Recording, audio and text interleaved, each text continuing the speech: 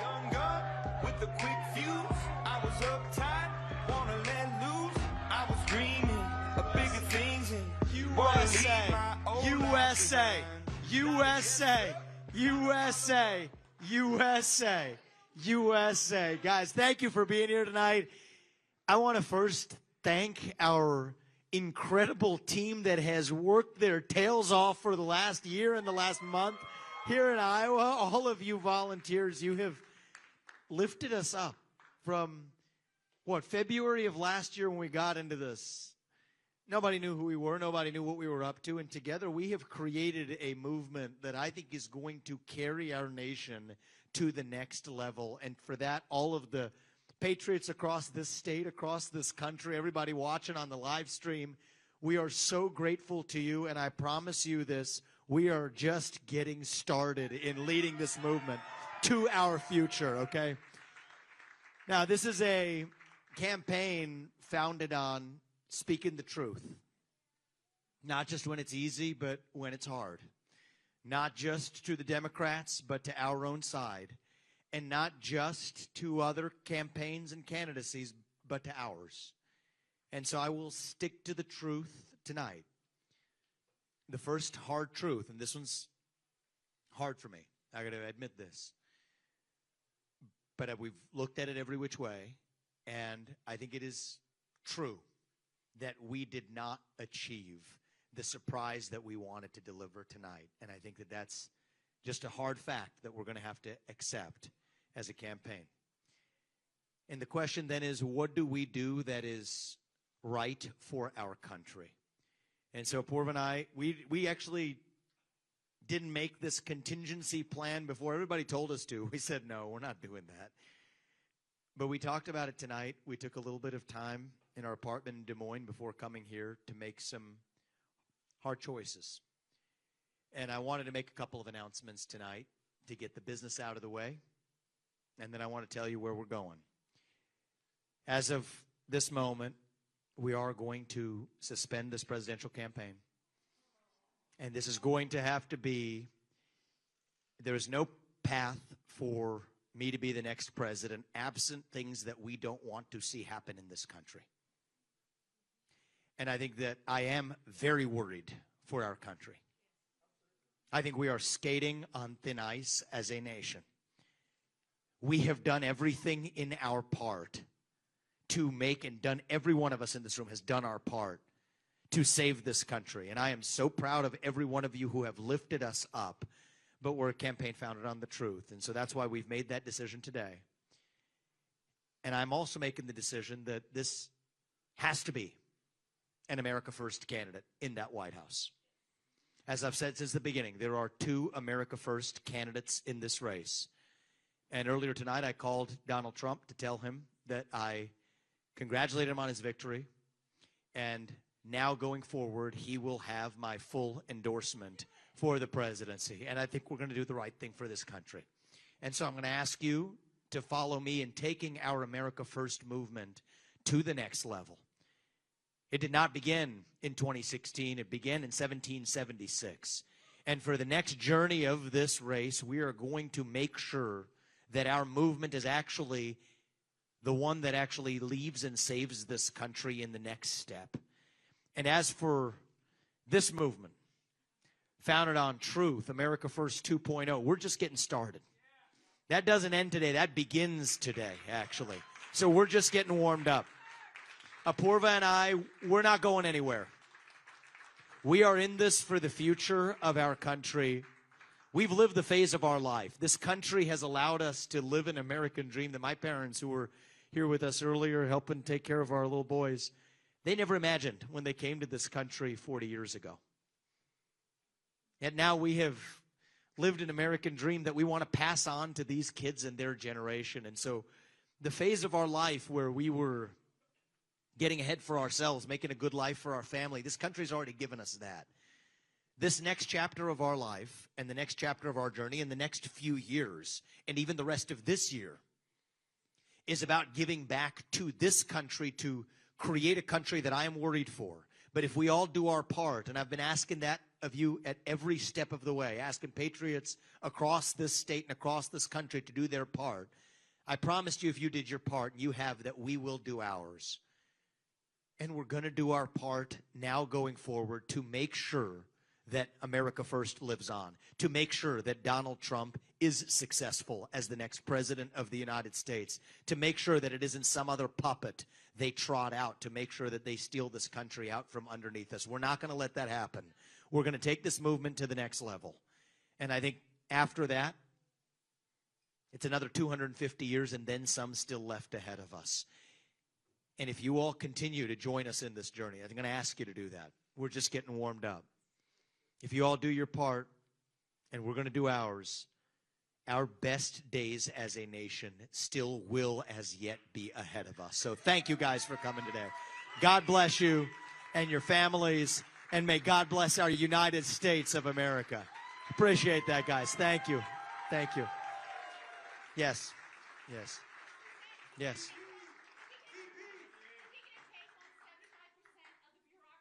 We better be ready to. We better be ready to. It's what needs to be done, Kathleen, in this country. It's what needs to be done. We need to put an end. Everything that I stood for, I said to you this at the beginning of the race.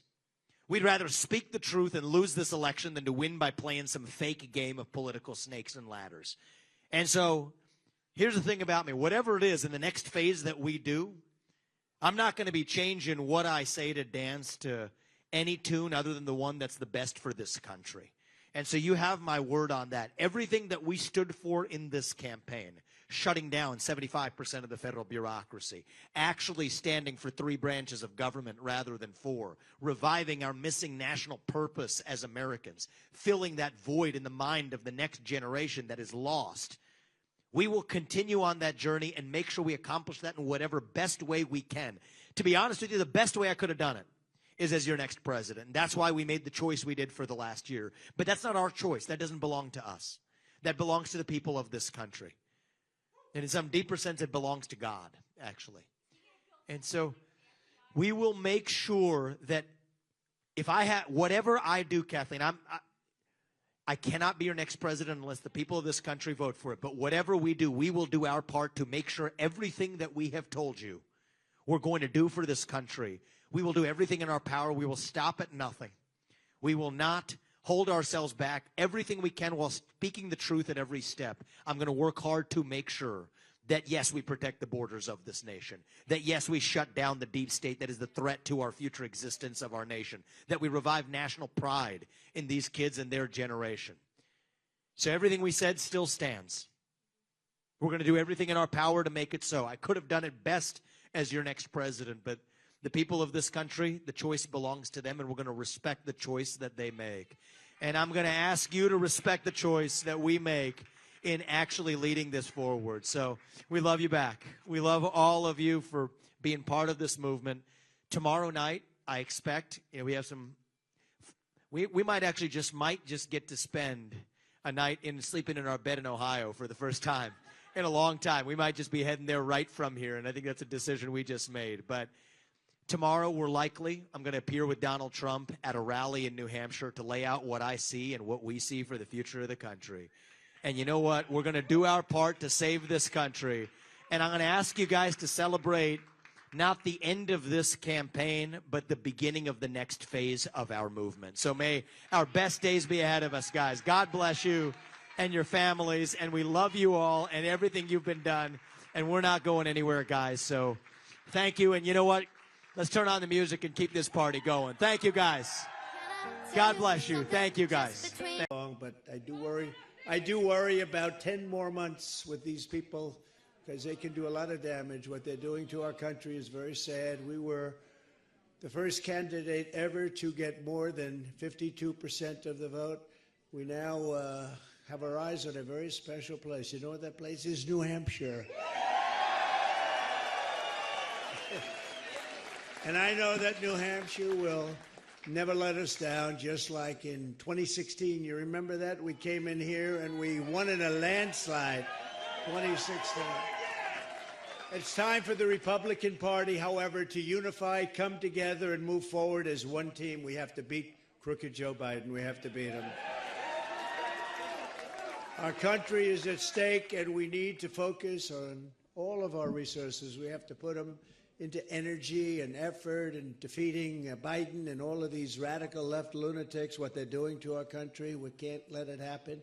We cannot let it continue. We're going down, and we cannot let it continue. Last night, I was honored to receive the endorsement of a man who has become a true leader and earned the admiration of so many patriots. I've been a friend of his, even though we were competing against each other.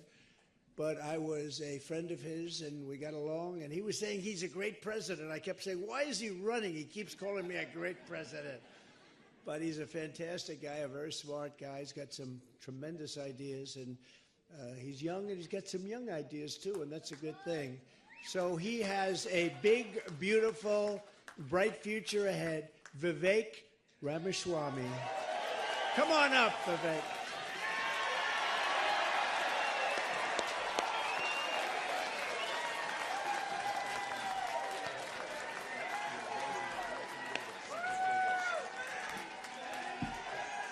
Let's do this, guys. It's good to see you. It's good to be back to New Hampshire. We miss you guys. We're going to make this happen, and you guys know this well. You know this man. You know why we're here. Patriots across the state.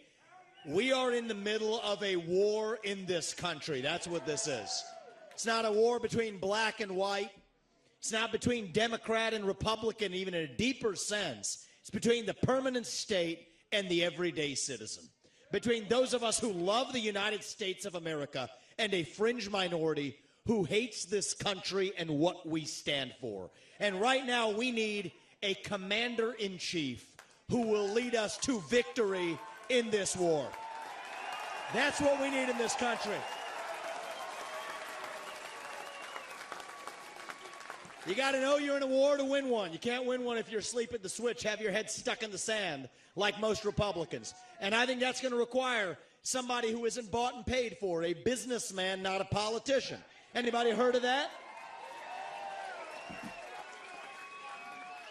And that's why I was in this race, but I'll tell you, the people of Iowa spoke loud and clear last night, and I'm a big believer that we, the people, create a government that is accountable to us, not the other way around.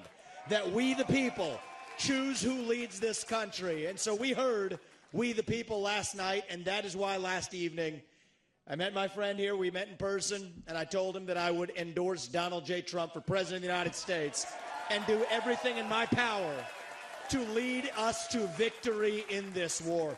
It is a 1776 moment right now. That's where we live right now. And you want to know, what does it mean to be a Republican today? It means we believe in the ideals of 1776. Ideals like freedom and merit and the pursuit of excellence. That you get ahead in this country, not on the color of your skin, but on the content of your character and your contributions. End affirmative action. End DEI. We are done with the nonsense. Send it back home. It means you believe in the rule of law. And I say this as the kid of legal immigrants to this country. That means your first act of entering this country cannot break the law, and that is why we need to use our military to secure our own southern border in this country. That's what it means to stand for the rule of law in the United States of America. It means the people we elect to run the government needs to be the ones who actually run the government, not the shadow government in the deep state that runs the show today. This man is going to get in there this time around and actually shut down that deep state. Not messing around this time anymore. That's how we win this war in this country. And the way we're actually going to do this in the long run and win this time around is with elections we need to secure in this country for the long run.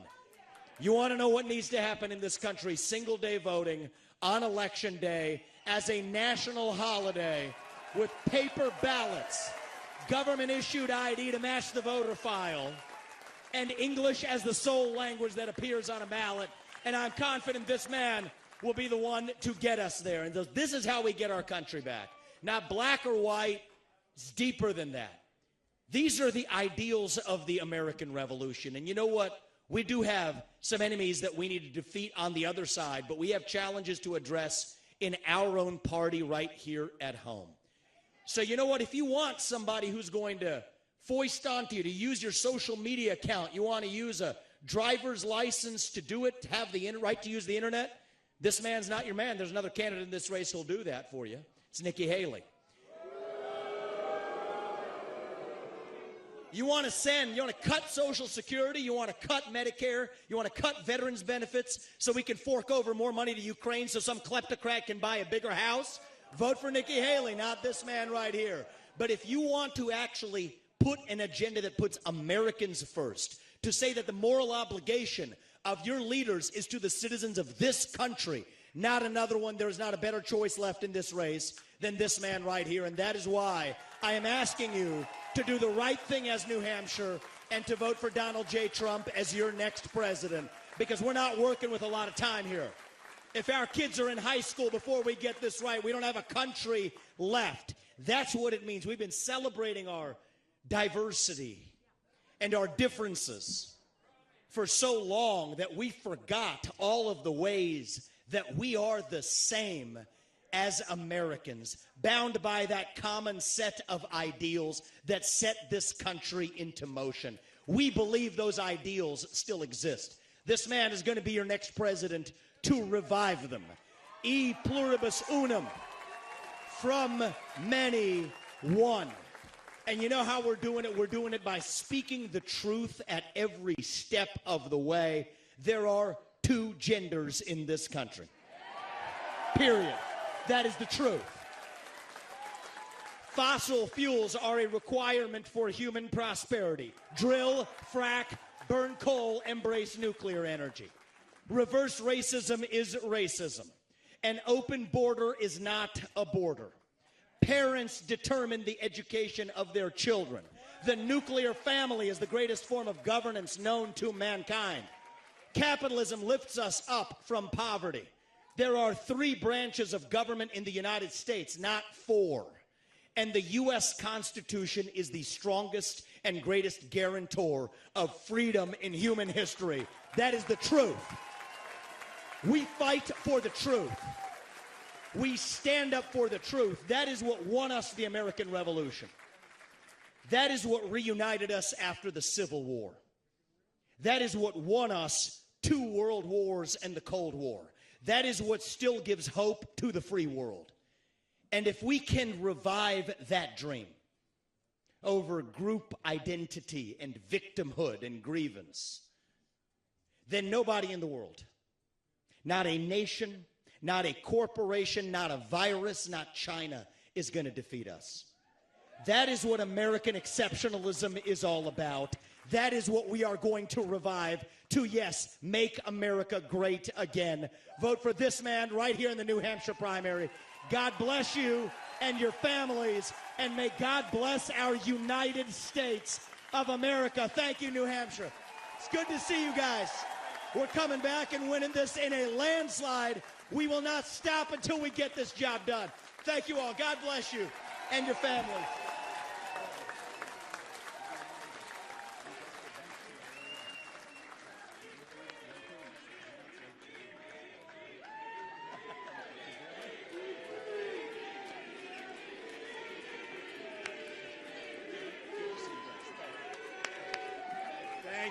Thank you.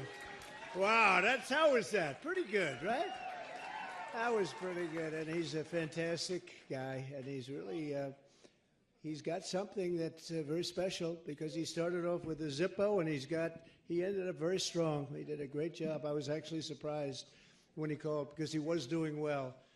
Introduce to you for just a few seconds, a few people that have been incredible on the campaign trail. They've been really good, and they'll have a lot to do with what's happening in the country over the next 4 years, and I'm sure long beyond that. Vivek, please come here. Vivek Ramaswamy.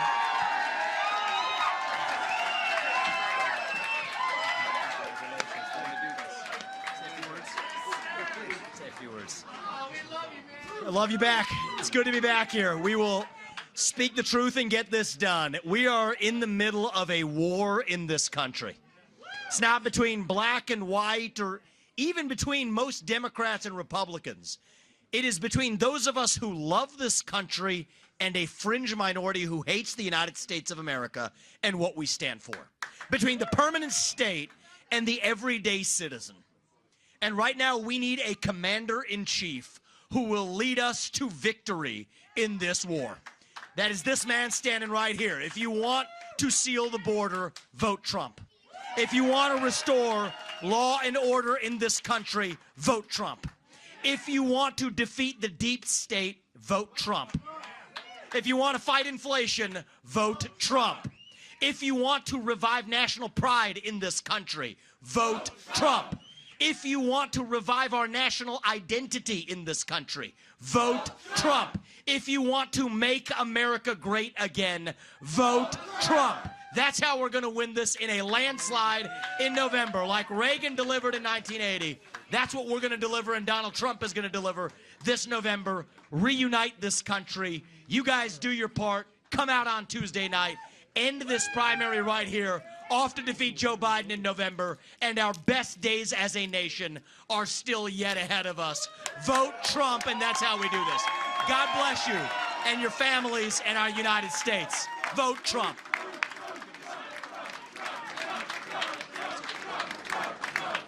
Thank you very much. Vivek, we love him. Dynamo. He's a dynamo. Buddy, oh, thank you for the victory. It's wonderful. It's what, or I can go up and say, who the hell was the imposter that went up on the stage before and like claimed a victory? She did very poorly, actually. She had to win. The governor said, she's going to win, she's going to win, she's going to win. Then she failed badly. Now I have here, if he promises to do it in a minute or less, but the only person more angry than, let's say me, but I don't get too angry, I get even. The only person, because he was there, and he did fantastically well, by the way, and then he endorsed me. And we don't have to talk about Tim Scott, who, by the way, just got engaged, we have to tell you. And that's more important than all of this stuff. But a man that got to know her very well is Vivek. I said, Vivek. I said, Vivek, go up and say a few words about it. He has to do it in 1 minute or less, and then we're going to just say, we had one hell of a night tonight. And one other thing, before Vivek comes, do you see that poll? We're going to put it up. We have beaten Biden. You could almost say, who can't? Who the hell can't? The man can't put two sentences together. He can't find the stairs off a stage. Who can't? But Vivek, 1 minute or less. Go do it, Vivek. What we saw tonight is America first defeating America last.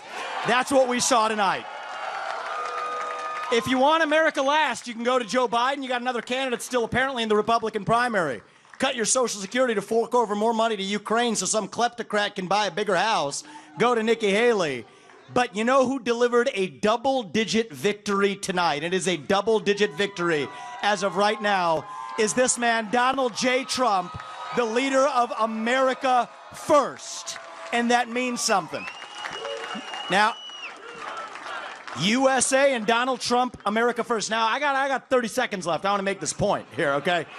We got to say this right. What we see right now with her continuing in this race is the ugly underbelly of American politics, where the mega donors are trying to do one thing when we the people say another.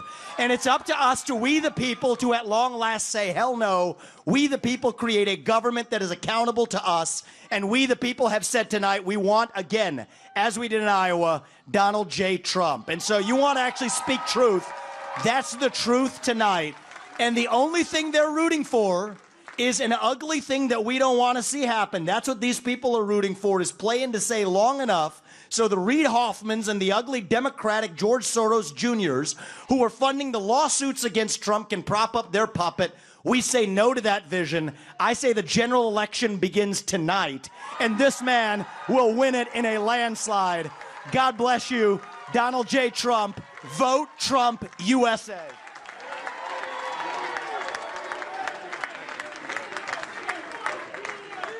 Very nice. Wasn't that nice?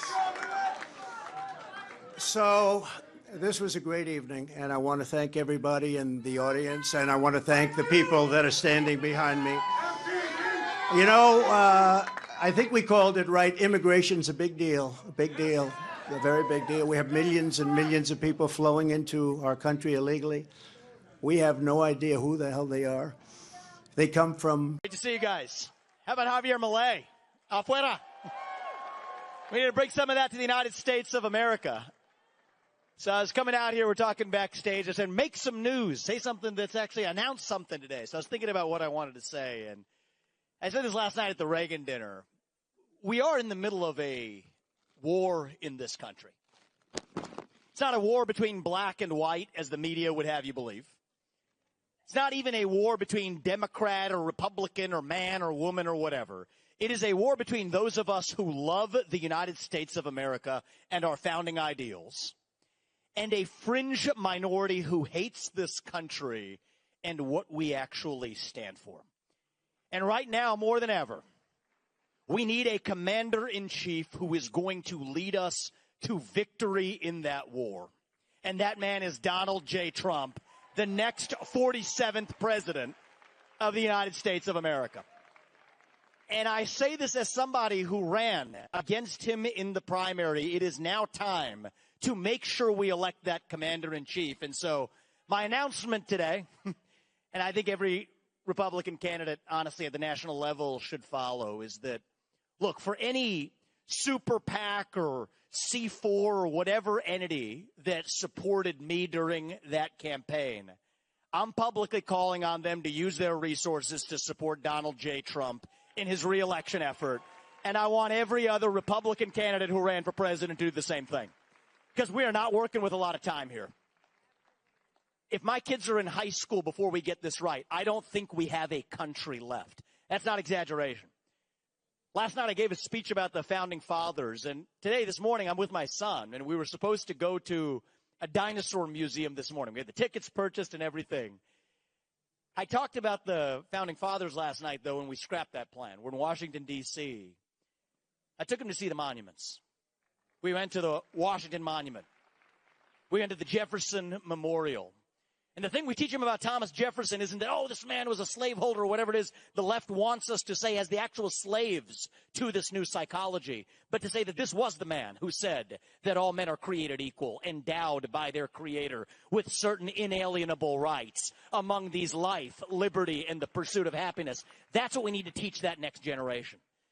You see, our America First movement, we love the man who revived it in 2016, but it didn't start in 2016. It started in 1776. And if our founding fathers were alive today, what would they say to us? That you have another 250 years and then some still left. But you're going to have to step up and seize it for yourself. You don't get it automatically. You don't get to just inherit the blessings of liberty. You have to fight for it. Every generation has learned that time and again. This is our 1776 moment right now. This is our moment. Step up and seize it. We use words like America First. And I'm an America First conservative. I know many of you are too. But what does it mean to put America first? It means two things, two basic things. One is that we, the people, create a government that is accountable to us, not the other way around. That the people who we elect to run the government ought to be the ones who actually run the government. Not the shadow government in the deep state that's pulling the strings today. So if there's one thing that Donald Trump, I have full confidence, is going to get done as the next U.S. president, it will be to finally tame that bureaucracy, shut down that deep state. That is what draining the swamp is all about. Here's how we're going to do it. Get in there and fire 75% of federal bureaucrats. Actually shut down government agencies that should no longer exist. Fire people who have done a bad job in their positions. 8-year term limits for the bureaucrats who were never elected to their positions in the first place. This is how you finally drain the swamp. And that's the first one. The people we elect to run the government should run the government. And the second one is this. The moral duty of our leaders, the first and only moral duty of our leaders, is to the citizens of this nation, not any other one. The citizens of the United States of America. And I say this as the kid of legal immigrants to this country. That means your first act of entering this country cannot break the law. And that is why we need to use our own military to secure our own southern border and our northern border, too. That's what it means to stand for the rule of law. It means we complete that wall. It means we stop funding Central America until they've stopped the flow of migrants. Stop funding federal sanctuary cities. Actually end birthright citizenship for the kids of illegal migrants because it does not apply to them under the Constitution. And you know what? If we've had the largest influx of migrants into our country in American history, then yes, it is time to have the largest mass deportation in American history as well. That's not racist. That's not xenophobic. Look at me, people. That's what it means to stand for the rule of law in the United States of America. That's not too much to ask. The people we elect to run the government should run the government. And the moral duty they owe is to the citizens of this nation, not any other one. And the fact that's become controversial tells you all you need to know about where we are as a country. We are lost. I'm the youngest person ever to run for U.S. president in our party. And I can tell you about our generation. Love the young people over here. I heard you cheering earlier for President Trump as well. You guys are going to make the difference this year, believe me. The guys here know what they're talking about. The guys who are their age group around this country, they're lost. Hungry for direction, for purpose, for meaning in this country. At a moment in our national history when the things that used to fill that void, faith in God, patriotism, hard work, family, these things have disappeared. And when you have a moral vacuum that runs that deep, that's when the poison fills the void. And we sometimes obsess over the poison too much, right? One at a time. Wokeism, transgenderism, climatism, COVIDism, globalism, Zelenskyism, the list goes on, all right? But the question is, how do we actually defeat it? And these are symptoms of that deeper void. And I think now's our moment as a movement to now grow up. Because we got a trick hiding in plain sight. I'll tell you what the trick is. See, we spend a lot of our time, I do this on TV too, I do this in the campaign, so I make the same mistake, criticizing Joe Biden and the radical agenda. I want you to mark my words today. They are leading us into a trap because Joe Biden is not going to be the nominee. That's the hard truth. So part of me, I want to come here and hit Biden in the next 10 minutes before we wrap this up, and that's easy to do. In some ways, that's what they want us to do, because that's money spent, that is airtime spent, political capital with our electorate, going after one man, which as late into this cycle, once the trials start, once the lawfare continues, and it's disgusting what we're seeing in this country, the weaponization of a justice system against one man that is decided by hell or high water. They have to stop him from re-entering the White House. It's a disgusting system, but they're delaying that right in the spring, maybe even the early summer, to then move the old man Biden out of the way and prop up a new puppet who they can control. You got to skate to where the puck is going. So who's it going to be, people ask? Is it going to be Gavin Newsom? Who cares? Michelle Obama. That solves their Kamala Harris problem, doesn't it? This is the trap we can't fall into, and here's how we beat that. This isn't about who we're running against. It's about what we actually stand for. That's what we need to step up and revive as a conservative movement. We are not just running from something anymore. We are running back to something, to our vision of what it means to be an American in the year 2024. And to me, it means we believe in the ideals of 1776. Ideals like merit and the pursuit of excellence, that you get ahead in this country, not on the color of your skin, but on the content of your character and your contributions. That's why we're going to end the DEI agenda, affirmative action, group quotas. That's what we need to do in every area of our life. It's killed our national soul, and we got to be done with it. Means we stand for that rule of law. We build that wall. We secure that military on our southern border. That we drain the swamp, kill that fourth branch of government, put it back where it came from. Basic ideals that unite all of us. And these aren't black ideas or white ideas. These aren't even Democrat ideas or Republican ideas. I can tell you, I traveled to the south side of Chicago during my campaign. I went to Kensington in the inner city of Philadelphia. My campaign advisors tell me, you're wasting your time and money. Why are you doing this? And given that I got all of 8% of the Iowa caucus, they were probably right. But I'll tell you what I learned, because I think it's going to help us at the general election, is that forget the old language of the Republican Party.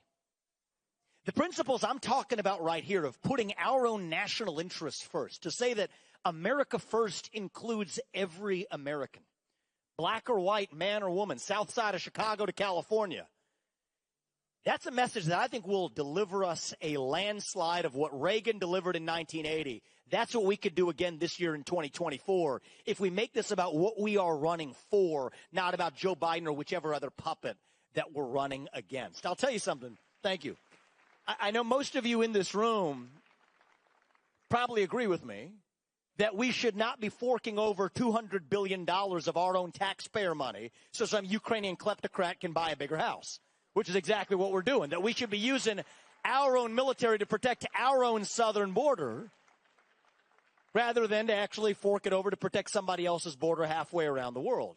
But I'll tell you something that I learned in this campaign is, I know you guys, some of you applauded for that. Thank you very much. I have not been in a room in this campaign that agreed with me more than a room full of 95% black audience. I was told it's 150% Democrat on the south side of Chicago, who's rightly asking the question, what about me right here?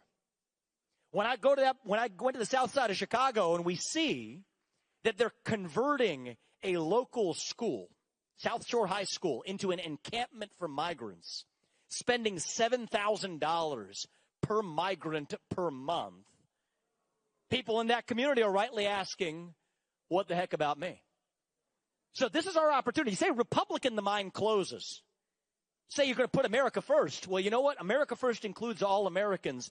That's how we're going to win this election in a landslide and deliver that moral mandate of who we are as a people. E pluribus unum means from many, one. You see, that's what we've lost in this country. We've been taught to celebrate our diversity and our differences so much that we forgot all of the ways that we're really the same as Americans, bound by that common set of ideals that set this country into motion 250 years ago. I believe those ideals still exist. They're not going to for much longer. But I think we're still in that last window. We have a chance to revive those ideals. Without that, think about it. What are we? Bunch of different-looking two-legged higher mammals with a bunch of different shades of melanin, walking some geographic space that we call a country, doing what our iPhones tell us to do on a given day? That's not America.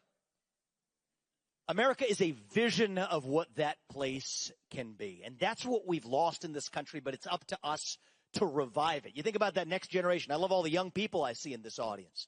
You know, I said this at the beginning of the campaign. It was controversial. I'm going to say it again right now. I hope you all agree with me. I think every high school senior who graduates from high school should have to pass the same civics test that every immigrant has to pass in order to become a voting citizen of this country. You got to know something about a country to have pride in that country. You got to have skin in the game to play in the game.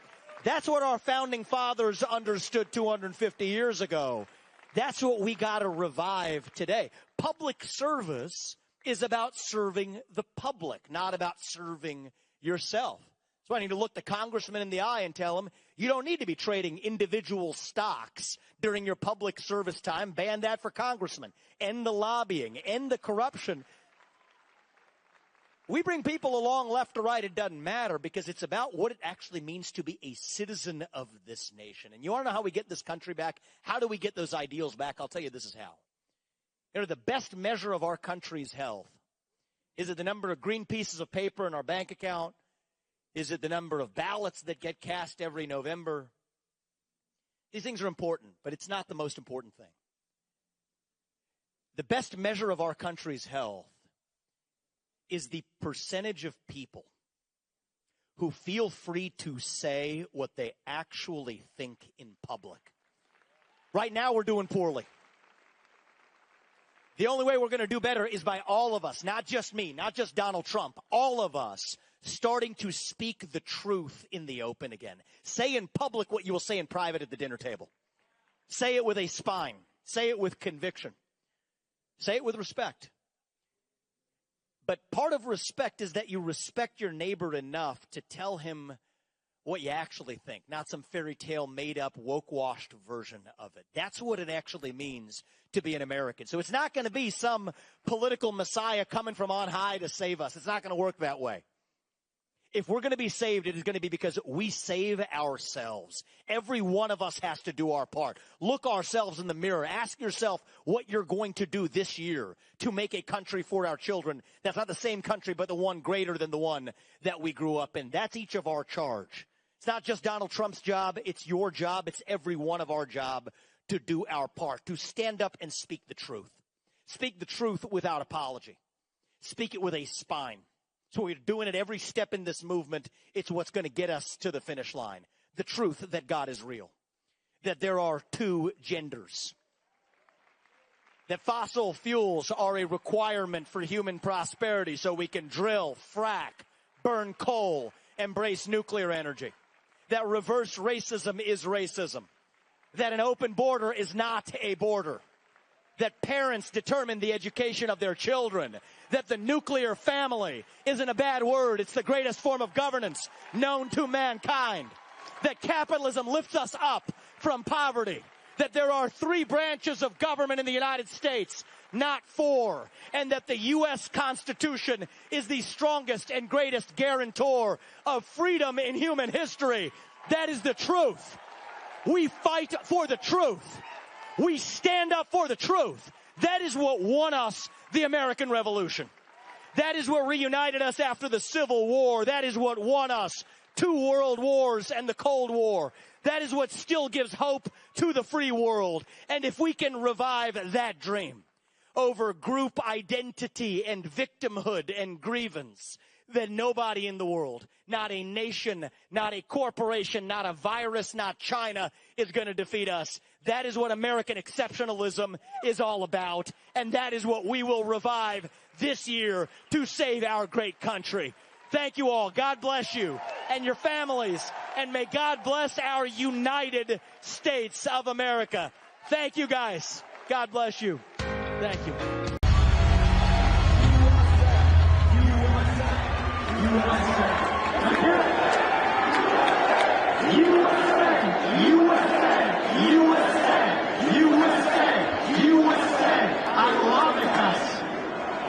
Thank you. It's good to be back. The people's good measure. We're going to make this happen.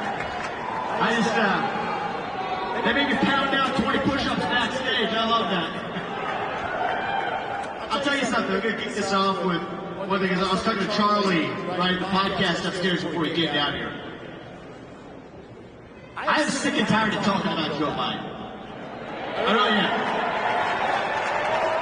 And this is important for this year because, first of all, he's not really the president of the United States. Let's start with that.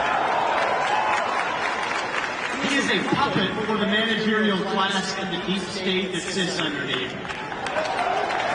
But number 2 is, and I'm gonna say this for last year, I'm gonna call it tonight.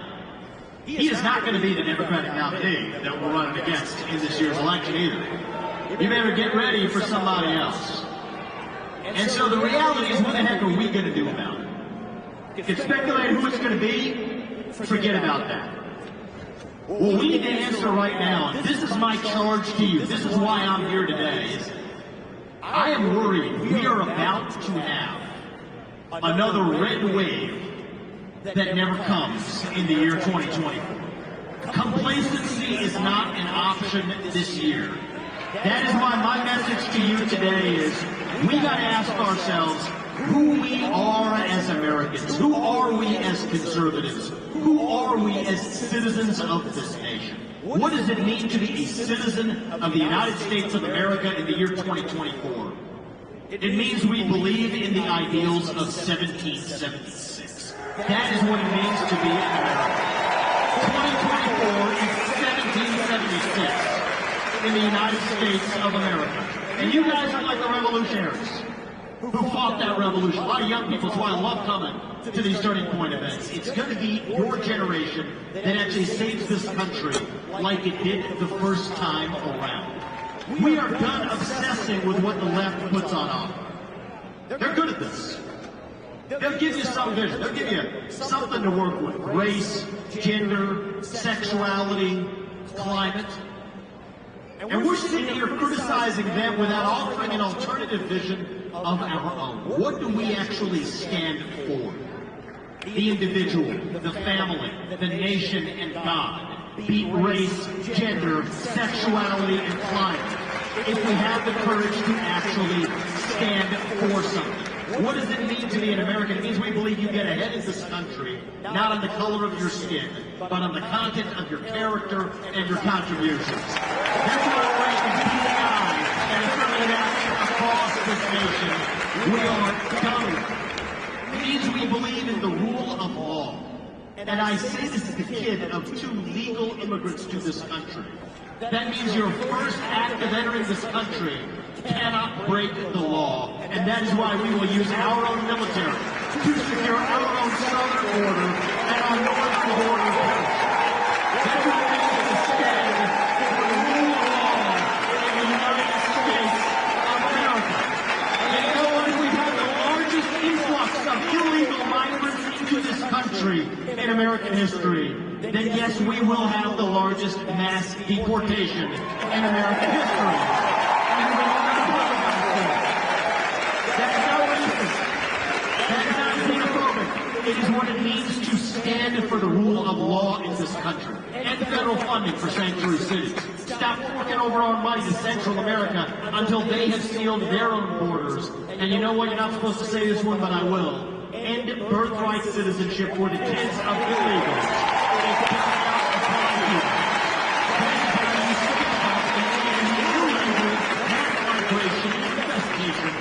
Of this country. That's the first mass deportation that we need. But don't forget about the second one. This is what starts on day 1 of the second Trump term, I believe, is the mass deportation of 3 million federal bureaucrats out of Washington, D.C.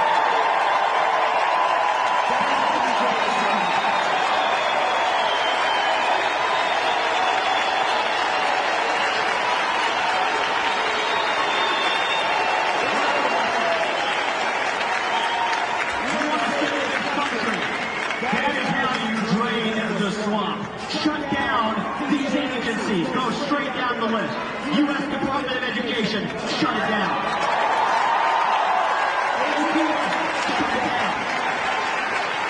FBI, shut it down. You go right down the list. You cannot reform these agencies. You want to get in there and afuera, shut it down. That's the future of this country. 3 branches of government in the United States, not 4. The managerial class is a war in this country. And I don't call this a war lightly. White war is one of these things that speaks itself into existence. But I mean this in a deep sense. We are at war as we were in the American Revolution. It is not between Democrat and Republican. It is not between black and white, or man and woman, or gay and straight. No. This is a war between the managerial class in the deep state and the everyday citizen in this country. This is a war between those of us who love the United States of America and our founding ideals, and those who hate this country and what we stand for. And right now, more than ever, we need a commander-in-chief who will lead us to victory in this war. And that man is your 47th president, Donald J. Trump, the next president of the United States of America, who's going to be right here with you tomorrow night. And this is your moment to send it back and save this country.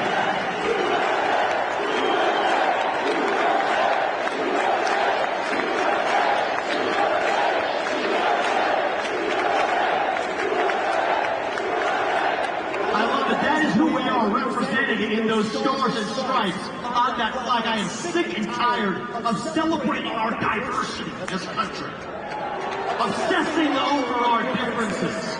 Our diversity does not mean a damn thing unless we have something that unites us across that diversity. That is who we are. We are American and we are proud of it. We're going through a crisis of self-confidence in this country. You got young people in this country, you got all people in this country. We are lost. Hungry for purpose. We're hungry to be part of something bigger than ourselves, yet we cannot even answer what it means to be an American. I am proud to be a citizen of this country. I am proud that my parents came here with nothing, and I have founded multi-billion-dollar companies, ran for U.S. president at the age of 38 as the youngest ever Republican to run for that office. That is possible in this country because America is great. America is great. It is the greatest nation known to mankind, and I will not apologize for our nation. That is who we are.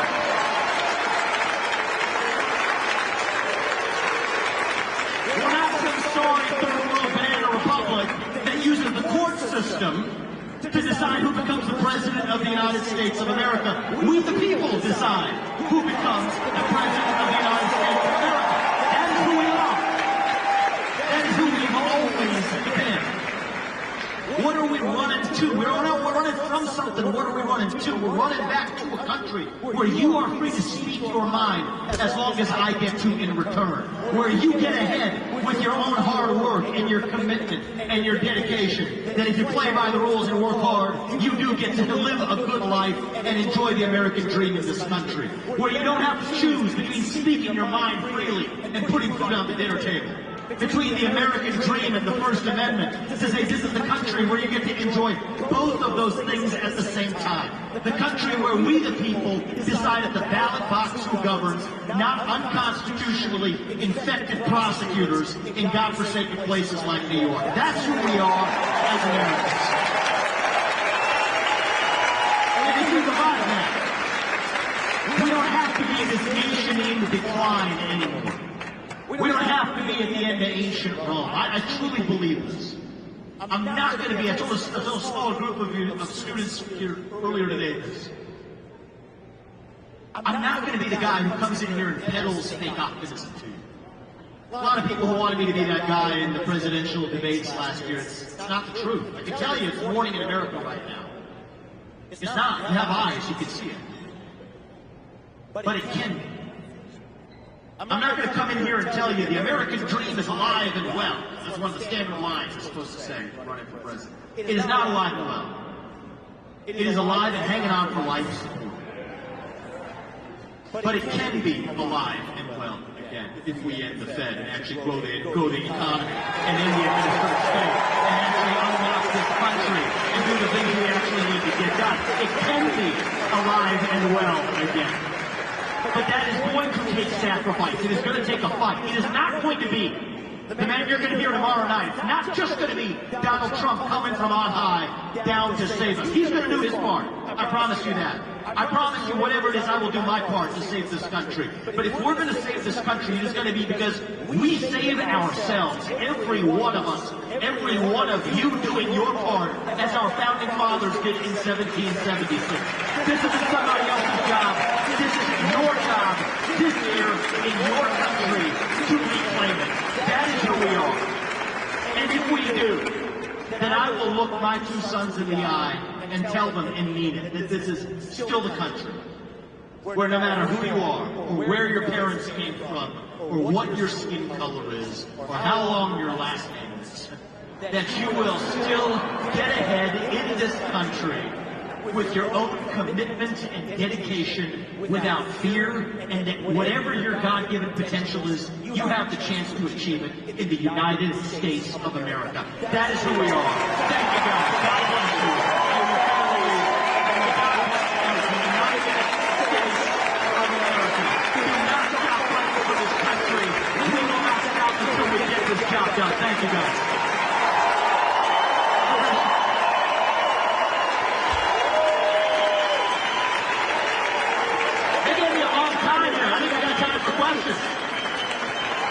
You guys want to ask some questions? Let's open this up, man. There's a microphone out there. We the people today. Let's hear from you. I love it.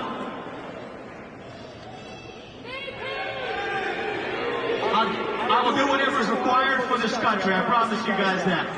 Come up here and tell me what's required. You guys, give it up, sir, right there. I think you are like the energizer for the party right now. Where do we need to put you in the Trump administration? Look, I'm not one of these guys who's like, okay, here's my plan, and here's play the jigsaw puzzle. Let's win this election. I will do whatever's required to win the election this year. And then to implement that agenda, I'm going to get it done. The things I laid out for you, I know President Trump in his heart wants to get all of that done. So if I'm participating in the 2 mass deportations of illegals from this country and effective illegal bureaucrats from Washington, D.C., I'm a happy man. And then we'll get on with the next 250 years after that. There you go.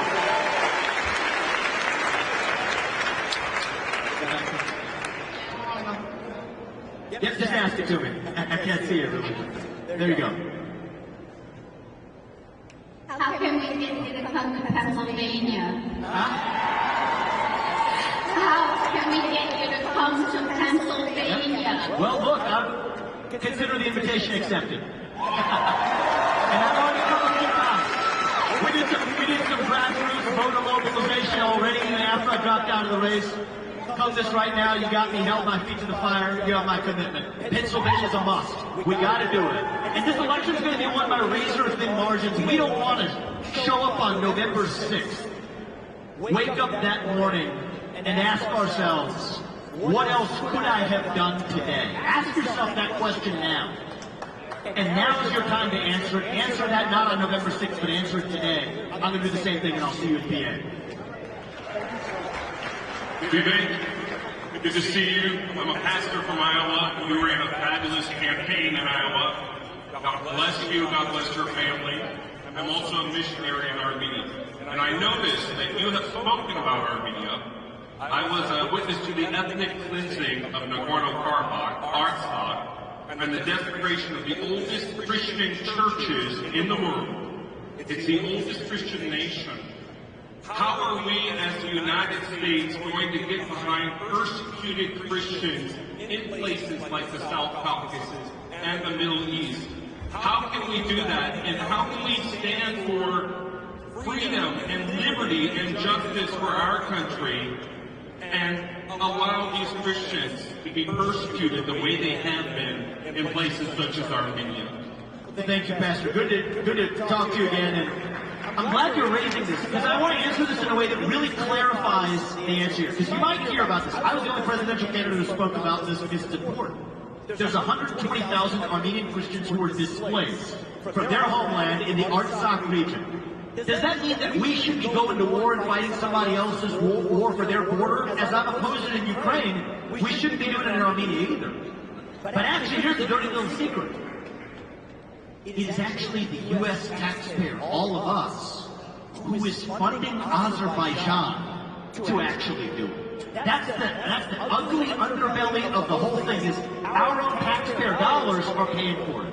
So the irony is everybody who's somehow in the Ukraine caucus, which is the most popular political party in the United States of America, apparently, doesn't have a peep to say about actually the real human rights travesty that we're responsible for funding. So here's my belief. It's controversial, but I'll say it anyway.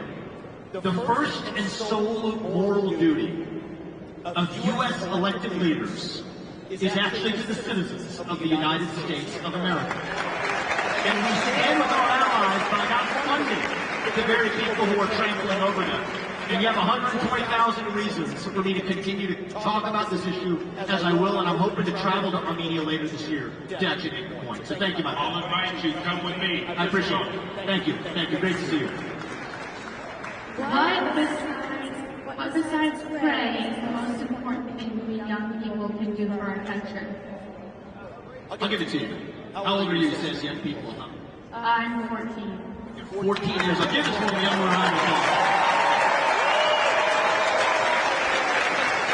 That's a great question.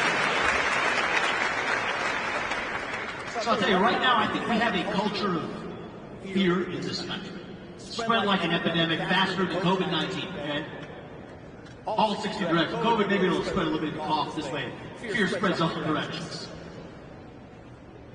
Here's my ask of you. When you find yourself in a room and you are the only person who believes what you do. I'm going to ask you today to stand up and say it. Say it with a smile. And say it with conviction. But part of respecting your neighbor and your friend is to tell them what you actually believe. And if you do that, you know what? Fear has been infectious, but courage can be contagious too in this country. It just requires more people like you to actually step up and show it. So yes, pray, number one, and number two, speak your mind and don't apologize to anybody for it. That's really what it means to be a young American. Thank you.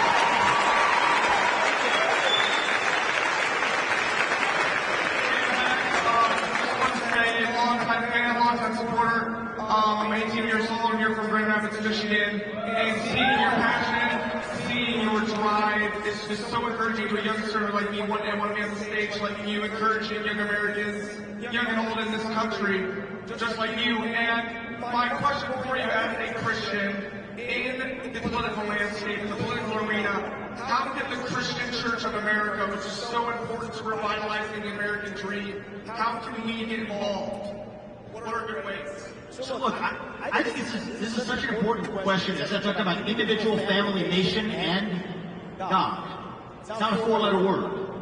And part of what's happened is the same way we apologize for our own nation as the United States of America, I think a lot of Christians have been taught to apologize for who they are or what their faith actually is. That's part of the reason. The question about Armenia, the last guy was standing where you are, the reason you don't hear about the Armenian human rights catastrophe is because the victims in that case are actually Christian.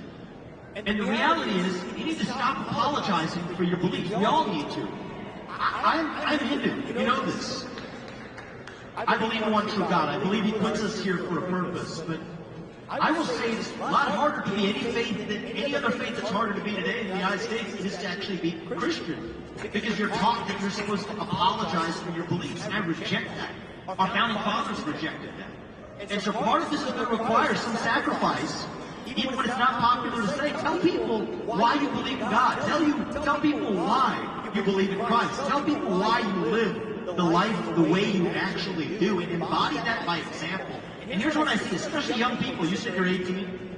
A lot of young people are quietly hungry for something bigger. Right? They've been served social media algorithms. They've been served other religions. Wokeism, transgenderism, climatism, COVIDism, globalism, Fauciism. You go straight down the list. These are the climate religion in particular. Why do you see people bending the knee to Greta Thunberg being some type of modern Joan of Arc figure? It's because if you stop believing in God, you're going to believe in some other false idol instead. You might as well believe in the real thing. And I would ask you to make sure you're expressing your beliefs to give other people the permission to express theirs too. Thank you, my man. I appreciate it. Hi, Vivek. Great to see you again. My name is Tyler Stonecran. I'm a 24-year-old from Waterton, Michigan, and I'm running for township trustee. I had the opportunity to ask you this question once and I bumped into you in a hallway, but your answer was very inspiring, and I want you to share that with any young people out here who are considering running for office. My question to you was, I'm the youngest person in my race. You were the youngest person in your race. How did you use your youthfulness to your advantage? Well, I used it. I don't remember what we said in the hallway necessarily, but I'll tell you what I believe off the bat right now is our founding fathers were people whose best days in life were still ahead of them, actually. Thomas Jefferson was 33 when he wrote the Declaration of Independence. That's 5 years younger than me. If I can run for president at the age of 38, imagine Thomas Jefferson starting an entire nation at the age of 33. Alexander Hamilton was a decade younger even still. If you think about the last 20 years of misplaced public policy, foreign wars that didn't advance our interests, racking up $34 trillion of national debt that your generation now bears on its shoulders. You know what? You got to take it into your own hands to say, you're going to be the generation that pays the price for those mistakes. You're going to be the generation that bears the responsibility for getting us out of it. So if our founding fathers could do it in 1776, then it's just as true today that it will take somebody like you, whose best days in life are still ahead of you, to see a country whose best days are still ahead of itself. And if you do, then I'm confident our best days will actually still be ahead of us, man. Good luck. I'm excited for you. Thank you. Thank you for coming. Go right here. Good afternoon, Michigan. Good afternoon, Vivek. I just want to say your media team and all the social media, TikTok, YouTube, everything you do, you've done a wonderful job getting your message out to the youth, to the younger demographics. To the broader conservative audience, broader conservative figures, what can they do to better grasp that younger demographic that we all know is so important to the future of this country? So here's what I see, actually. I've talked to a lot of good Republican politicians. I think a lot of them are actually, I don't say this derisively, I just think it's true. They're actually scared of interfacing with people from the next generation. And part of what we got to realize is both sides of that have some fear in them. I think a lot of young people in this country right now are lost, hungering for meaning and purpose at a moment when faith in God and belief in your country, belief in yourself, belief in your family have disappeared. And yet, you have people from an older generation of political leaders who look at those young people who are sometimes screaming their beliefs, not because they actually believe them, but because they're lost and hungering for actual direction. Hide. Go into their shells. Say they're not going to come to a college campus unless the questions are pre-screened. And so I think that gets us into this vicious negative cycle. So my answer to my fellow Republican leaders, I'd say tell the Democrats the same thing too, but this is for our own party, is show up where you're not supposed to. Show up without fear. If you want to lead a country, lead the entire country, young and old, black and white. Not 100% of people are going to agree with you, but that's okay. And that's what I respect about what Donald Trump's doing now in this phase of the campaign. Go into the South Bronx. Look at where the People's Convention here is right now, in the middle of hard blue Detroit, in the cities of this country. If you show up for people, the people will show back up for you. America First includes all Americans. And if we embrace that message, I think we have a chance to win this election. Thank you, man. I appreciate the question. So, as someone who has grown up in the public school system, I'm about to enter my senior year, and I'm so sick and tired of seeing the corruption in administration and their willingness to bend over backward for these leftist ideals. What can I do to help stand up when it feels like everyone in power is so against? Look, I think that a lot of the people elected to Congress, let's start with the rules of the road here. We have lost our sense of citizenship in this country. Right? We don't pledge allegiance to our own country anymore, not really. And that's why I stand by a position I adopted last year. I think every high school senior should be able to pass, and should have to pass, the same civics test that every immigrant has to pass to become a voting citizen in this country. To the United States of America, in order to become a full citizen of this country. After public office, I don't think that in any office, but certainly in public office in this country, you can't have conflicting loyalties. You can't have a loyalty to your pocketbook while you're actually governing this country. And the trading of individual stocks for the bureaucracy and for Congress. And the lobbying for 10 years or more after you've left the government. You shouldn't be able to lobby that government. That's the source of the corruption. But here's my view, and I don't think we should have dual citizenship for people who are serving in public office either. That's also something to touch issue. But I believe in it. But I think what you're going to see is if we see our public officials demonstrate greater loyalty to our own citizens, then our citizens will actually start pledging loyalty and allegiance to our nation once again. And I think those two things are going to work together. So the first part comes first. Send somebody who's a real outsider into the White House, back to the White House this time around, and to clean the house this time. And then it's going to be bottom up, your generation to step up and say, okay, you guys are doing your part. Now as a young person, I'm going to step up and do mine. And actually pledge allegiance to making the sacrifices needed to save our country. So thank you very much. I appreciate that question. Last two, and then I think we're done. The first time I saw you, you were going to East Ranch on your campaign, got me hooked into politics. Been listening to podcasts every day ever since. Where can I build experience to go into politics in the future? I would say don't worry about building your experience to go into politics. Build the muscle of figuring out how you succeed in any way, inside politics or out. See, this is the thing that we fall into the trap of sometimes. I've fallen into this trap. Every one of you here, 2,000 of you in the audience right now, every one of you has your own God-given gifts. They're not the same as the person sitting next to you. They're not the same as me, and they're not the same as you. Figure out what is your unique God-given gift. Look yourself in the mirror tonight when you go home and say, what gifts have I been given that nobody else has? And then figure out how you use those gifts to do what is right for this country and for yourself in the short time you're given. You do that, you know what? You can drive your change through politics. It might be through business. It might be through university education. We're going to need to fix all of them to save this country. And I'm going to count on you to get that job done. Thank you very much. You come right here. Hi, welcome to Detroit. I'm a Metro Detroit homegirl. I work for one of the big three with the UAW. And I would really like to take this opportunity to explain to my union brothers and sisters how illegal immigration hurts our industry, hurts our jobs, and why they should turn to the Republican Party instead of staying with the Democrats as the UAW tells us to. Sure, the real people we need to be picketing are the people in charge of the current federal government that has given us the flailing economy that leaves every one of those union members holding the bag. So here's my message is, it's not to the union leadership, but to the union membership of this country.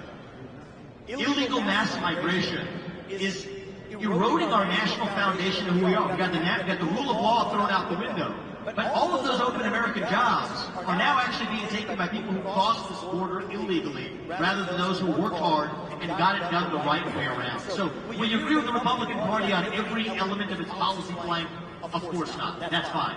You don't have to agree with 100% of what Donald Trump says or what the Republican Party says to be able to still say that, you know what, that's the party that's standing for American citizens in this country. You as union members are our fellow citizens. And America First means putting the citizens of our country, including those union members, first. That's my message to your brothers and sisters. Thank you for asking me. Thank you.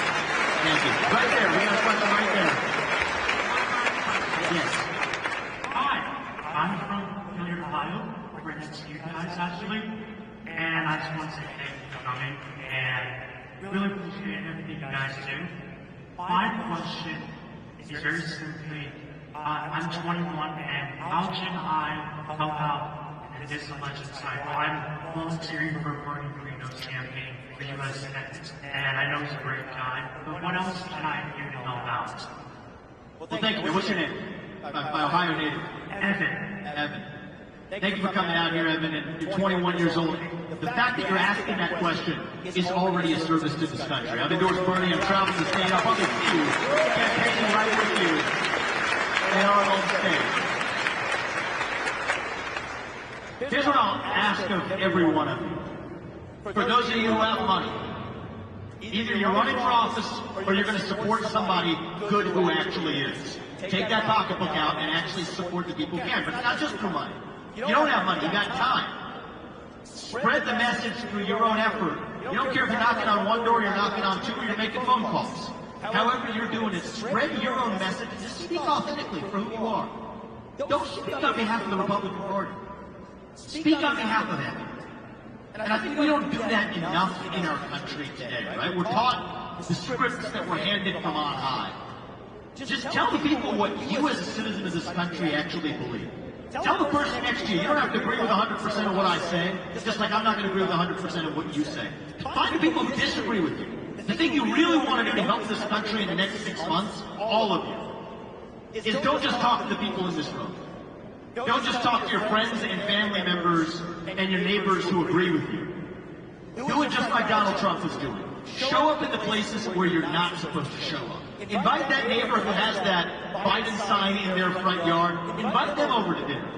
And challenge them. Have an open debate, an open discussion at the dinner table.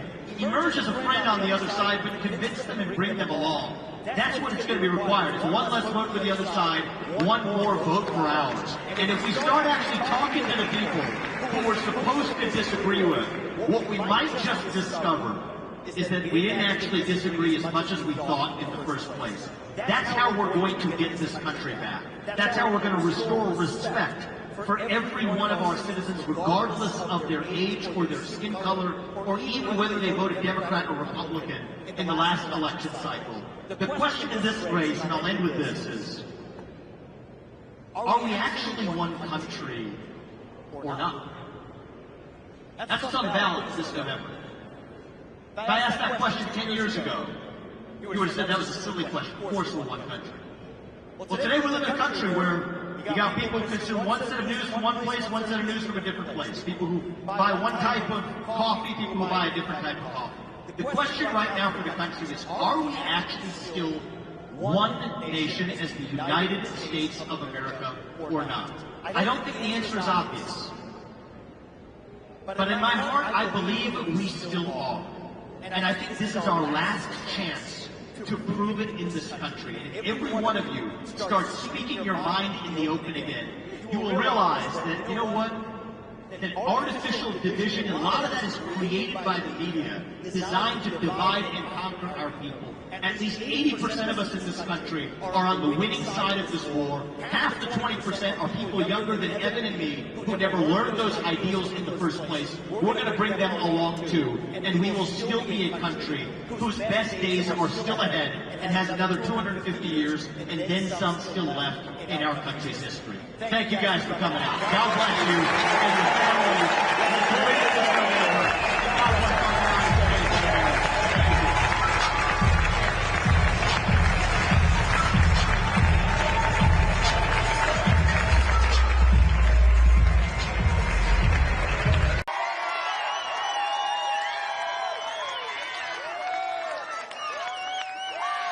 Love the energy here, guys. USA. USA. USA. USA. USA. That is why we are here today, to save our country. Let me tell you something, Wisconsin. We are in the middle of a war in this country. And I don't think it's a war that the media will teach you about, black and white. Nope, it's not that. Not man versus woman. It's not even really Republican versus Democrat. It is deeper than that. It is a war between those of us who love the United States of America and our founding ideals, and a fringe minority who hates this country and what we stand for. And right now, we need a commander-in-chief who is going to lead us to victory in that war. That is your 47th President of the United States, Donald J. Trump, the next president you're going to put back in the White House. That is why we're here today. If you want to seal the border, vote Trump. If you want to fight inflation in this country, vote Trump. If you want to secure free speech in this country, vote Trump. If you want to defeat the deep state in this country, vote Trump. If you want to restore law and order in the United States of America, vote Trump. If you want to revive national pride in this country, vote Trump. If you want to make America great again, vote Trump. That is what we're going to do in Wisconsin and across this country this election in this November. That's why we're here today. Let me tell you something. I'm 38 years old. I've traveled this country. I was the youngest person ever to run for U.S. president as a Republican. And I'll tell you, I'm seeing young people showing up at an event like this, lining up outside, college students. We got a number of them behind me right here. I'll tell you, young people in this country, it's not that they're against us. It's not that. It's that so many of us in my generation and younger, we are lost, hungry for purpose and direction and meaning. And it's up to us now as a conservative movement to now level up. I'm not going to sit here railing against Joe Biden because chances are, let's be honest, he might not even be the nominee that we're running against. Let's be very honest about that. We got to define, irrespective of which puppet they put up, who we are and what we actually stand for. We're not just a movement. We're not just running from something. We are running to something as Americans. We're running back to a country where you do get ahead, not on the color of your skin, but on the content of your character and your contributions. We are running to a country where you get to speak your mind in the open as long as I get to in return, whether you are a liberal or a conservative, a country with free speech in the United States of America. We're running to a country where if you work hard and play by the rules, you do get to live the American dream, where every son and daughter gets to get ahead in the United States with your own hard work and commitment and dedication. That is who we are as Americans. Run into a country where we, the people, decide who actually leads our country, not some corrupt prosecutor in the back offices of Manhattan, where the people we elect to run the government are the ones who run the government, not the deep state as is the case today. That is who we are as Americans. Dig deep and ask yourself why it is that our founding fathers made the sacrifices they did 250 years ago. 56 men signed the Declaration of Independence in 1776. We don't often ask what became of them. I'm going to tell you what happened to them. 12 of them had their homes ransacked by the British and burned down to the ground. 5 of them were captured by the British and tortured until their deaths. 9 of them died in the Revolutionary War. 3 more of them had their own kids die in the Revolutionary War. Many of them died bankrupt because they had their own private property seized before their deaths. They made those sacrifices in 1776, and I believe today it's a 1776 moment in 2024, and Donald Trump is the George Washington of our moment. That is what I believe. That is why I'm here today. That is why I'm supporting your 47th President of the United States. And if we do, we're not this nation in decline anymore, but we're a nation still on our way up. A nation where we will look every kid in the eye and tell them the United States of America is the country where you achieve the maximum of your God-given potential without any government standing in your way. That is what won us the American Revolution. That is what reunited us after the Civil War. That is what won us 2 world wars and the Cold War. That is what still gives hope to the free world. And if we can revive that dream over group identity and victimhood and grievance, then nobody in the world, not a nation, not a corporation, not a virus, not China, is going to defeat us. That is what American exceptionalism is all about, and that is what we will revive to save this great country starting this November when you restore Donald J. Trump back to the White House. Thank you all. God bless you, and may God bless your families, and may God bless our United States of America. Do not stop fighting until we get this job done. Thank you all. God bless.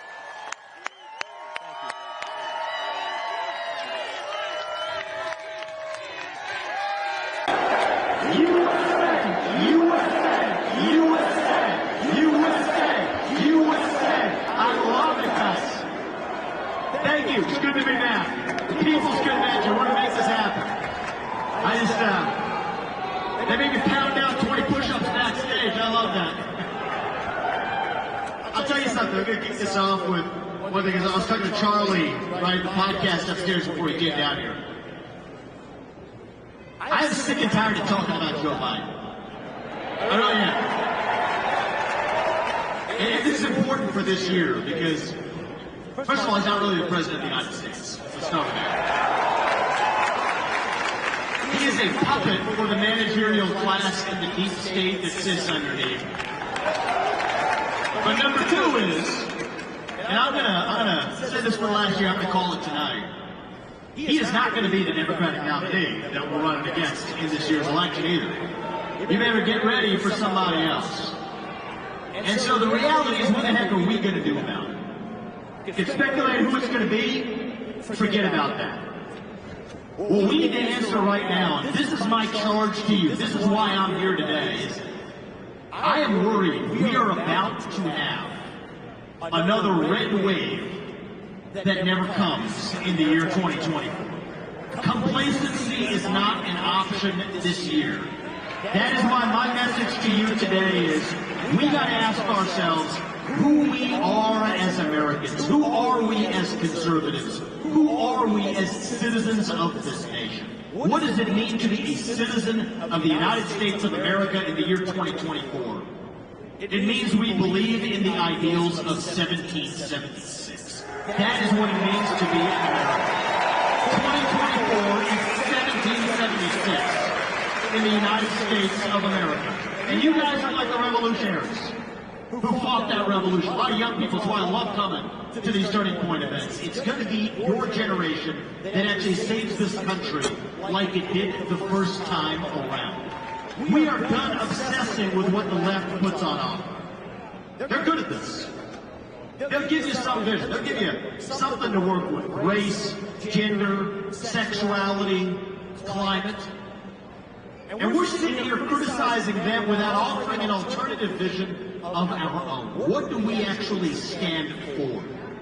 The individual, the family, the nation, and God. Beat race, gender, sexuality, and climate. If we have the courage to actually stand for something. What does it mean to be an American? It means we believe you get ahead in this country, not on the color of your skin, but on the content of your character and your contributions. That's why we're raising PEI and affirmative action across this nation. We are done. It means we believe in the rule of law. And I say this as the kid of 2 legal immigrants to this country.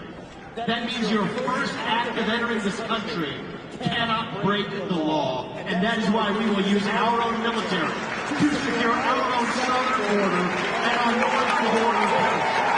That's what it means to stand for the rule of law in the United States of America. And you know what? If we have the largest influx of illegal migrants into this country in American history, then yes, we will have the largest mass deportation in American history. And we will not apologize for it. That is not racist. That is not xenophobic. It is what it means to stand for the rule of law in this country. And federal funding for sanctuary cities. Stop forking over our money to Central America until they have sealed their own borders. And you know what? You're not supposed to say this one, but I will. End birthright citizenship for the kids of illegals.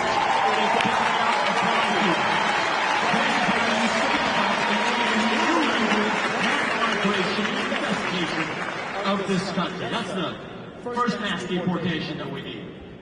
But don't forget about the second one.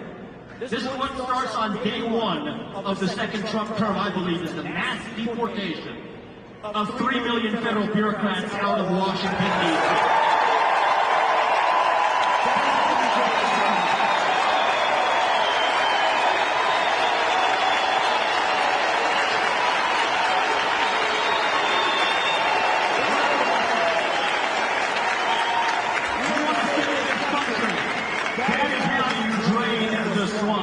Shut down these agencies. Go straight down the list.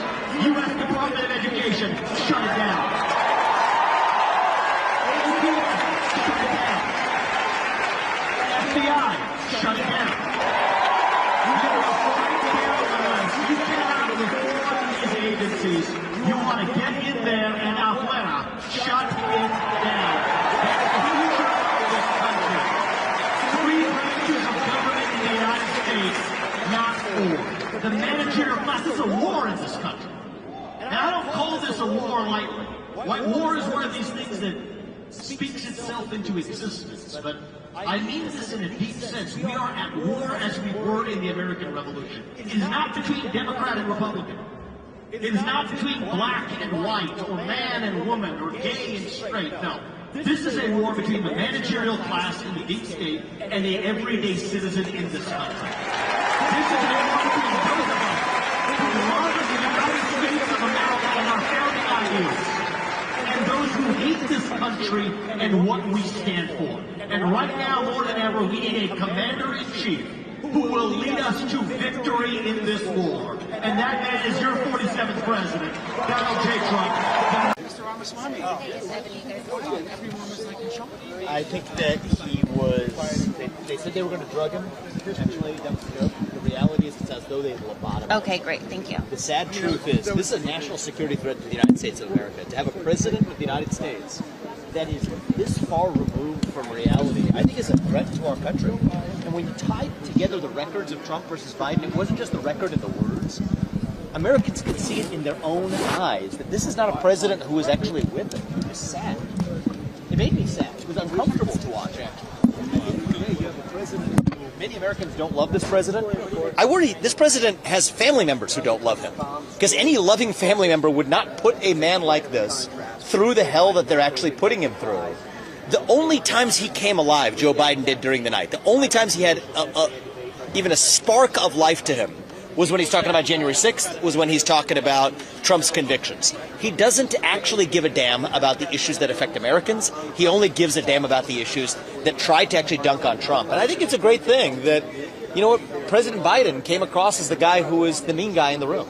See, people talk about President Trump and his social media tweets and the things that they might find mean about them. I actually think President Biden came across as the more begrudged gentleman in the room tonight. Trump was not answering questions that he was asked. Do you think there might be calls amongst Democrats, I know you're not a Democrat, to replace him? The fact of the matter is this man cannot continue as maybe even make it to the end of this term as the President of the United States. I have deep concerns for our own country, even for the next 6 months with this man in charge. When you think about the greatest threats that we have faced in our lifetime to the homeland of the United States of America, and that this is the man who's the commander-in-chief supposedly making those decisions, that should be frightening to every American. And I do think that we are due for a Democratic Party that has a reckoning ahead of it to say that if this man is the best they could put up, that says everything you need to know about the modern Democratic Party. Vivek, do you and I think Trump came out unambiguously to win. Do you think that Trump won this debate tonight? Do you think he performed how he went out there and did his job and convinced those undecided voters, including the 8% here in Georgia, that he is the guy for the job? I think he did. He exceeded my already high expectations. He hands down won this debate. And the reason why is not only did Trump win it, but Biden lost it. Both those happened at the same time. Did he convince independents tonight? I think he actually did. The moments where he talked about, you know what my vengeance and retribution will be? It will actually be success in this country. People saw, they tried to bait him into it. He stayed on his policy record, and I thought it was a beautiful thing. At the same time, he didn't compromise on his principles. They tried to get him to talk about climate change. Well, you know what he said? I care about clean air. I care about clean water. That's not something that you usually hear from Republican candidates. It's not something that the media usually ascribes to Donald Trump. And so I thought he had a chance to show a side of him that independents haven't seen so far. And I think that he not only hands down won the debate, and not only is a better golfer apparently, but he's apparently a better debater. It's not even about who wins the debates, who wins the voters coming out of it. And I think the voters had the chance to see a brighter side of President Trump than they're usually able to see through the media. And I think voters also saw a truly mean and kind of vindictive side of Joe Biden in the few moments where he did have some life springing into him. That's what I believe we saw tonight. What do you think were the best parts from Trump and what were the worst parts?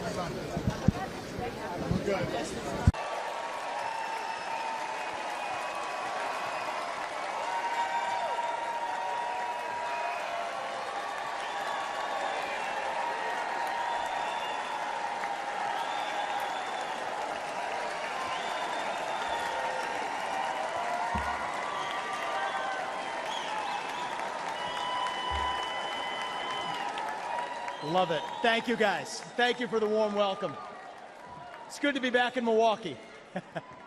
This time last year, I was a candidate for U.S. president, and I'm proud to say that I achieved the impossible, which is that most of you actually know how to say my name by now. So thank you for that. It's good to be back. We're in the middle of a national identity crisis right now. Faith, patriotism, hard work, and family have disappeared, only to be replaced by race, gender, sexuality, and climate. But we're not going to win this election just by criticizing the other side. We're going to win this by standing for our own vision of who we really are. What does it mean to be a Republican in the year 2024? What does it mean to be an American in the year 2024? It means we believe in the ideals of 1776. It means we believe in merit, that you get ahead in this country, not on the color of your skin, but on the content of your character and your contributions. It means we believe in the rule of law, and I say this as the kid of legal immigrants to this country. That means your first act of entering this country cannot break the law. That is why we will seal the southern border on day one. Thank you.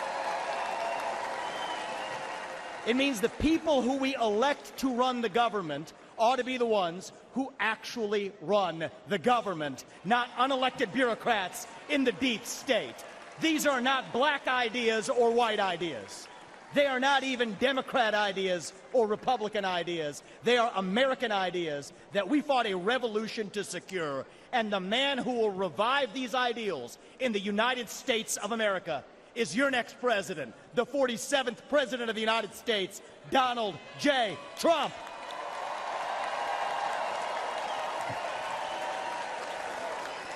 If you want to seal the border, vote Trump. If you want to restore law and order in this country, vote Trump. If you want to reignite the economy in this country, vote Trump. If you want to revive national pride in this country, vote Trump. If you want to make America great again, vote Trump. But there is one more reason I'm going to ask you to vote Trump, and it's the most important one. It's the one the media won't talk about, but it's the truth. Donald Trump is the president who will actually unite this country, not through empty words, but through action. Because you know what? Success is unifying. Excellence is unifying. That's who we are as Americans. That's who we've always been. To those of you watching this at home tonight, I'd like to deliver a message that the media doesn't want you to hear from the Republican Party. Our message to black Americans is this. The media has tried to convince you for decades that Republicans don't care about your communities, but we do. We want for you what we want for every American. Safe neighborhoods, clean streets, good jobs, a better life for your children, and a justice system that treats everyone equally, regardless of your skin color and regardless of your political beliefs.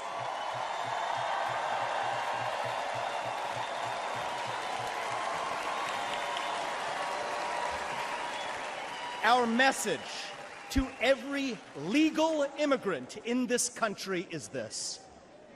You're like my parents. You deserve the opportunity to secure a better life for your children in America. But our message to illegal immigrants is also this. We will return you to your country of origin, not because you're all bad people, but because you broke the law. And the United States of America was founded on the rule of law.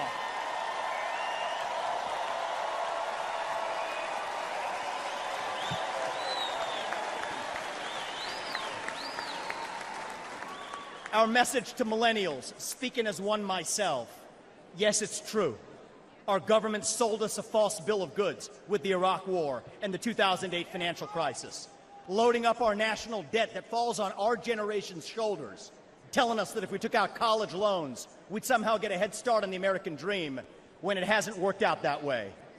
But we can't just be cynical about our country because the United States of America is still the last best hope that we have, and we deserve a better class of politician, one who actually tells us the truth, even if it comes with some mean tweets from time to time.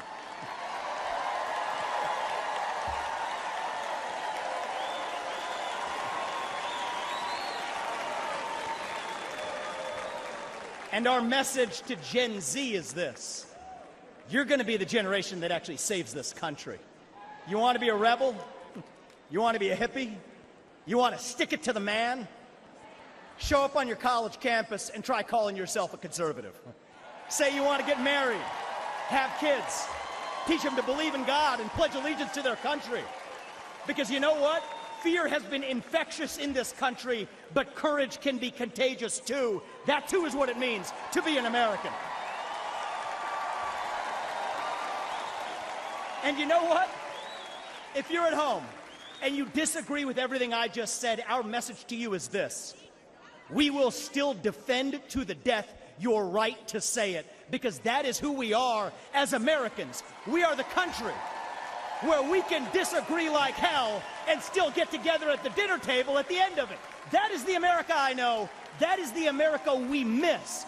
We do not have to be ancient Rome. We don't have to be this nation in decline. We can still be a nation in our ascent. A nation whose best days, not in some fake politician way, but in a true way, a nation whose best days are actually still ahead of us. Still on our way to that shining city on a hill, that country where no matter who you are, or where your parents came from, or what your skin color is, or how long your last name is,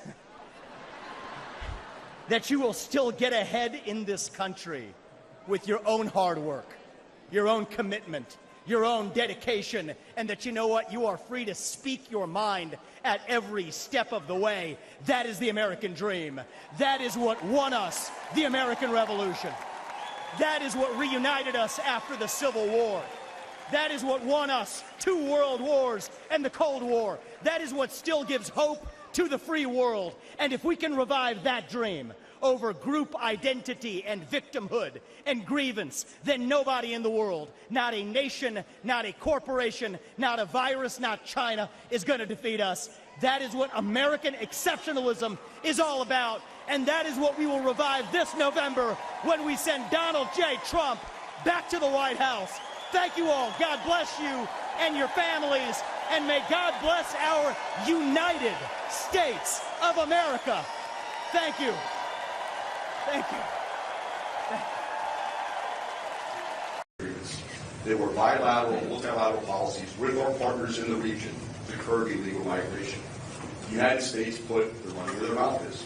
We provided resources, we provided human capital, we provided diplomatic capital in order to get these agreements passed. And I think more importantly, under the President Trump's legacy, was the Title 42 expulsions and the unequivocal support for our Customs and Border agents. Our Customs and Border agents are the backbone of our security apparatus. We stood with them. We supported them. President Trump advocated for giving them raises. This administration, as we've seen on multiple occasions, has villainized these people who do a very difficult job. So looking at the current state of immigration in our country, looking at what do these 10 million people, not all of them are bad, not all of them are criminals, not all of them are here to commit crimes. But when you talk to people in Venezuela, visit Venezuela, when you talk to people across the hemisphere, they'll tell you, our countries have never been so safe. And you ask yourself, how is that even possible? Because a lot of their criminals, and a lot of their hospitals, and a lot of their institutions have been dumped into our country. We look at the fentanyl that's coming across the southern border. We look at the tragedy that's happening in American communities. We look at the carnage of these children, of these women who are being trafficked. We look at the carnage of the American families who have to deal with a relative, with a loved one, with a father, with a son, with a wife, with a husband who's struggling with addiction. These are the consequences of their failed policy. And they're very, very real to Americans. They're very, very real in urban cities. They're sanctuary policies, a sanctuary for all, free housing, free food, free health care. The United States is not a sanctuary for all. The United States is a sanctuary for Americans who come here to work for our country and to defend our Constitution. Thank you. Right. Thank you. Good to see you all, and good to be back in Chicago. I came here about a little over a year ago when I visited the south side of Chicago. I see several friends from that we made are with us today, and they weren't supporting Republicans or Trump back then, but many of them are right now, and I'll tell you why. When I visited here back then, a lot of people in this community, in this city alone, asked themselves, why are they converting places like South Shore High School into an encampment for illegal migrants at a cost of $7,000 per migrant per month, when we're sitting right here following the laws of law-abiding citizens of this country ourselves? And I think that is the backdrop for this debate around the immigration policy and future border policies of the United States. It was interesting to come back to Chicago in the middle of this convention, and I'm glad, actually, and grateful that Democrats appear to now agree with Donald Trump's policy of building the wall. If only they cared as much about keeping illegals out of our country as they do keeping their own left-wing protesters out of their own convention, our border crisis would actually be behind us. It's been an interesting convention this week. They adopted a 92-page policy platform that began, the very first thing in there, actually, just by show of hands, anybody read that document? A couple of you. You know what the first item in that was? Land acknowledgments. You did read it. Thank you. Well, we share that in common. So the opening page of the 92-page document that consists of the democratic policy of the future of this country began with a land acknowledgement, which tells you a lot about where their policy priorities are. I'd like to kick off today with a land acknowledgement of our own. Where are we right now? We're in the city of Chicago in the United States of America, supposedly that shining city on the hill where in this city, these are not my facts, these are based on public information of just reported crimes. This is a city with one murder every 14 hours, one rape every 4 hours, one shooting every 3 hours, and one stolen vehicle every 18 minutes. For those of you who drove, I hope you locked your cars. It is a city ravaged and devastated by the effects of not only rampant crime, but rampant crime worsened by the effects of illegal mass migration to this country. And it's against that backdrop that I'd like to deliver a message to Kamala Harris ahead of her speech tonight. From one kid of legal immigrants to this country to another, my message to her is, shame on you. Shame on you as somebody who should know better, as a kid of legal immigrants who came the right way, as countless others wait to do in this country, to say that you're supporting illegal mass migration into this country. That's wrong and devastating everything the United States of America was founded on, including the rule of law. Shame on Kamala Harris for being a vice president of the United States of America. I'll tell you what a true leader would do. A true leader would say that, you know what, I am responsible for the catastrophes at our southern border because I'm the vice president who you elected. Instead, she's too busy trying to give responsibility or claim that she was never given that responsibility in the first place. As a fact of the matter, she was. Call it a border czar, call it what you want. She was the person in charge of the southern border policies. But even if she hadn't been put in charge of that, if you're the vice president of the United States of America, what level of leadership do you have to show to be able to say that you're going to pretend like you had no responsibility for the catastrophic effects of not only crime, but the catastrophic effects on the rule of law in this country? Shame on her for the several 100,000 migrant children who have been released in this country but are no longer accounted for. Recent reports coming out from the Department of Homeland Security Inspector General suggesting that number could be upwards of 30,000. Now they're revising it to suggest several 100,000 children. We're not talking about adults here, we're talking about kids who are now being sold potentially into child trafficking, child labor, and worse in this country. Shame on Kamala Harris for that. Shame on her for her failed leadership of the country, and shame on her for permitting the deaths of Americans at the hands of these illegal immigrants. Laken Riley, Rachel Marin, Kayla Hamilton, Brenda Altman. Those are great law-abiding Americans who were killed by criminals. She says, we're not going to call them criminals. I'll call them there. I'll call them criminals. Who slaughtered law-abiding, good Americans sitting right here. So I challenge Kamala Harris tonight. She's given a speech. She has an opportunity to show herself as a leader of the free world, which she wants to be. The President of the United States of America. To have a spine and to apologize to the family members of Laken Riley, of Rachel Marin, of Kayla Hamilton, and of Brenda Altman. Look them in the eye through the camera and tell them you apologize for the failed policies, and even more importantly, tell the rest of us what policies you're actually going to adopt to make sure something like that never happens again in this country. And if she does that tonight, I'll disagree with her, I'm not going to vote for her, but I'll give her credit for doing that. But if she doesn't, it will tell you all you need to know about a president who is hiding from in the shadows from an actual policy debate about the future direction of the United States. That job falls on many of you who are here today. I say this with due respect to those of you in the media. For the last 3 years, many covered for Joe Biden's cognitive deficits in the same way that I worry the media is now covering for Kamala Harris's policy deficits. And Americans are left holding the bag both times over.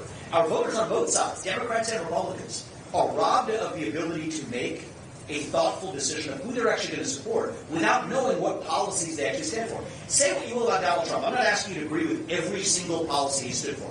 I'm here as a former Republican presidential candidate myself. The last time I came here to the south side of Chicago doing a campaign event, it was when I was running against Donald Trump. So I'll say this myself. Do I agree with 100% of his policy prescriptions? No American has to in order to vote for him. But I will tell you, he has at least given you clear policies. From a crypto asset framework to a digital asset policy vision to a southern border policy to commitments to make mass deportations of illegals who are in this country, tariff policies to our trading partners to hold them accountable, a clear vision for how to bring peace to Ukraine and to other parts of the world. You may not agree with his policies, but at least he's given you clear policy specifics of what he stands for as a former president and the leading contender to be the next president of the United States. We require the same of the person he's running against.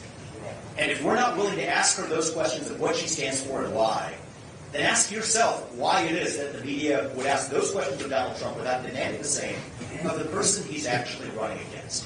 My advice to voters against that backdrop is this. We may or may not get that from Kamala Harris in the 80 days ahead of us. But here's the assumption you can make as a voter. I think it's a fair assumption to make that the person who ran for U.S. President in 2020, who's now running for U.S. President again, that's Kamala Harris, stands for the same policies she adopted last time around. So if you're a voter at home, I understand that you may struggle to understand what does this candidate actually stand for. I see Oprah Winfrey. I see John Legend. I see Little John. Great. That doesn't still tell me what she stands for. Here's my best clue to you. Don't take my words, take her words for it. She stands for abolishing private health insurance. That means if you have a private health insurance plan that you like and that you're on, she favors taking that away from you and substituting a single-payer government-sponsored plan instead. She favors a tax on unrealized capital gains. That sounds like mumbo-jumbo to a lot of people. I'll explain to you what it means. It means that the government says what your property is worth, and you owe the tax whether or not you have the cash to pay it. If you're a farmer, if you're a small business owner, somebody who owns a house in an expensive city like Chicago, that means you have to pay taxes with cash you don't have. That's what it means to be an unrealized gain. Kamala Harris favors that. She's somebody who has staunchly stood behind eliminating the filibuster in the Senate to ram through a Green New Deal that effectively would ban the existence of the coal industry, fracking, and other forms of energy production in the United States, contributing to inflation in America. And she's somebody who stands for the very policies that hurt the people they claim to help. So my demand of Kamala Harris and the media that ought to hold her accountable is at least tell us what your policies are. Donald Trump hasn't been afraid to do that. That's why I respect it. And even though we may not vote for her, we can at least respect her and respect American democracy more if we have two candidates that can actually offer competing visions held accountable by the press to do it. But without that, that's the real threat to democracy that I see. All we've gotten out of her vice presidential pick, oh, I got to admit, I like this one, is Tim Walz's slogan. What does he say? Mind your own damn business. I actually got to admit, I kind of like that. Well, I think it's a message that we espouse ourselves. When it comes to entering your house and taking your gas stove, mind your own damn business. When it comes to letting millions of illegals into this country to commit crimes and mind our business, we tell them, mind your own damn business. When it comes to actually indoctrinating our children in this country, telling small businesses who they can or cannot hire with the CFPB or the Department of Labor, tracking your gender or race or sexual orientation statistics of your business, mind your own damn business. That is our message to the American people. You know what he said? They're all words. We're about action. In the next 80 days, I do believe we're going to determine the next 80 years of our trajectory as a country. I don't think that this is just an ordinary election where we just choose between two candidates who disagree with 1% one way or another on tax code. This runs deeper than that. This goes to the heart of who we are as a nation. And I believe we're going to be most successful in those 80 days. And I hope our questions can focus on this as well. As much as we will criticize the Democrats, we also go further than that. Donald Trump, in the next 80 days, he's already doing it, will offer you a vision of who we are and what we actually stand for, not just as Republicans, but as Americans. We're the party that stands for merit. The idea that you do get ahead in this country, not in the color of your skin, but on the content of your character and your contributions. We're the party that stands for free speech and open debate, who believes that you get to speak your mind openly. And those protesters out there do too, as long as we get to in return. We're the party who believes in self-governance and the rule of law. The idea that, yes, you do get to come to this country, as my parents did and Kamala Harris's parents did, legally through the front door, but not through the back door, and invade our country through a backdoor invasion that is eroding our national identity as we speak. We're the party that believes that the people we elect to run the government should be the ones who actually run the government, not unelected bureaucrats sitting in Washington, D.C. That's what Drain the Swamp is all about. And I think once Americans see who we are and what we stand for, I think this still has the potential to be a 1980, 1984 style election all over again that, dare I say, unites this country, as I know personally Donald Trump seeks to do. Joe Biden claimed to want to unite the country. He failed to do it. Kamala Harris was right there at his side. She owns that national division at her feet. But if we want a president who's actually going to unite the country, not through some fake verbiage, not through words, but through action, and I think Donald Trump is going to be the man for the job because success is unifying. Excellence is unifying. That's our heritage. That's who we are. That's who we always will be. And I think after the pageantry of the next 24 hours, I trust the American people to see through it and make the right choice. So thank you very much, and we'll look forward to taking some of your questions. Thank you. Thank you both. We'll raise your hand for a question, and then please identify who you want the question to, and where you're from, and what your name is.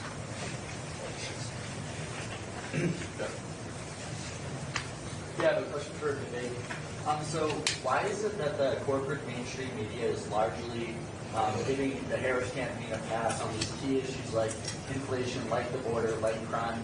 Are they essentially a lapdog to the left at this point? So it's very interesting. I think that there's a particular event that happened in this cycle, which is unique in history. We've always had the debate whether the media tends to lean left. I believe they do, but we can have that debate. But this particular cycle, for 3 years, the media gave Joe Biden a free pass on cognitive deficits that the American people should have known about. Right now, we have an open question that we still haven't answered. Who's running the United States of America right now? Joe Biden was not good enough to even be a Democratic nominee for U.S. president. Then who's actually handling the nuclear codes? Who's actually making the decisions in the situation? It's tough to believe that that's Joe Biden. But the media then for a month, for 3 years gave him a pass. But then for a month, when they decided, when the powers that be decided that he was to be discarded after that disastrous CNN hosted debate, that, I think, bought a level of artificial credibility with the American voter to say, oh, aren't we going to criticize Democrats as well? I think the American voters, though, are smarter than to see through that for much longer. So I think after this convention and after Labor Day weekend, that's really when the thick of this race begins. Heck, we don't even have a Democratic nominee. As of until later tonight, we don't even have a Democratic nominee. And a month ago, we thought it was going to be a different person. So in many ways, this race has not yet even begun. But when it does, I hope, speaking not as a Republican, but as an American, it's about competing policy visions for the future of the country. And I know I don't have to ask those of you in this room to do this, but I'll ask you to do it anyway. Hold Donald Trump accountable to say what his policy positions actually are. You already do that. But keep doing it, because that's part of the job of good political press, to hold political candidates accountable. But all I'll ask of you is do the same thing to Kamala Harris, too. And if so, we're going to have a free and fair election where voters actually get to decide who the president is that makes it. Stephanie Boyce, I work for debate and German publication. Two quick questions. In the crucial swing states, which issue will be crucial? Reproductive rights or immigration? And secondly, if Alex Jr. drops out of the race tomorrow, is this going to be for the advantage of your party? So I'm not going to be an armchair political analyst on the second question. We'll see what the other candidates in the race decide. We'll respect their decisions, and so we'll let that play out without stepping on their toes. When it comes to battleground states as it does to the rest of the country, there are two issues that matter to voters. Hands down, you can take any survey, you can talk to your neighbors, it's the same consistent answer. Growing the economy and fixing the border crisis, period. Those two issues ought to decide this election. I believe they will. Now, the question is, what level of vision has each party actually provided? Donald Trump's giving you a clear vision for how to grow the economy. Drill, frack, extract every form of American energy to bring costs down and grow our economy. He's gone straight down the list, extending the Trump tax cuts. That's giving you a clear vision for how to make sure that we're competing on fair terms with other countries. Kamala Harris did not offer an economic policy until earlier this week, when she came out with her Nobel Prize-winning suggestion of regulating the grocery industry with price caps to prevent price gouging by giving the FTC authority to somehow go after vaguely defined price competition. Well, you can compare those two economic visions and say which one's going to be better at actually delivering prosperity for Americans. So those are the two issues that will and should decide this election. We've offered our position on what we think needs to be done about each of those. Seal the southern border, grow the economy, with clear policy proposals for how to do both. Kamala Harris, it's up to her. The ball's in her court to see if she actually has an alternative vision or not. Ben Burkholm, Real Americans News.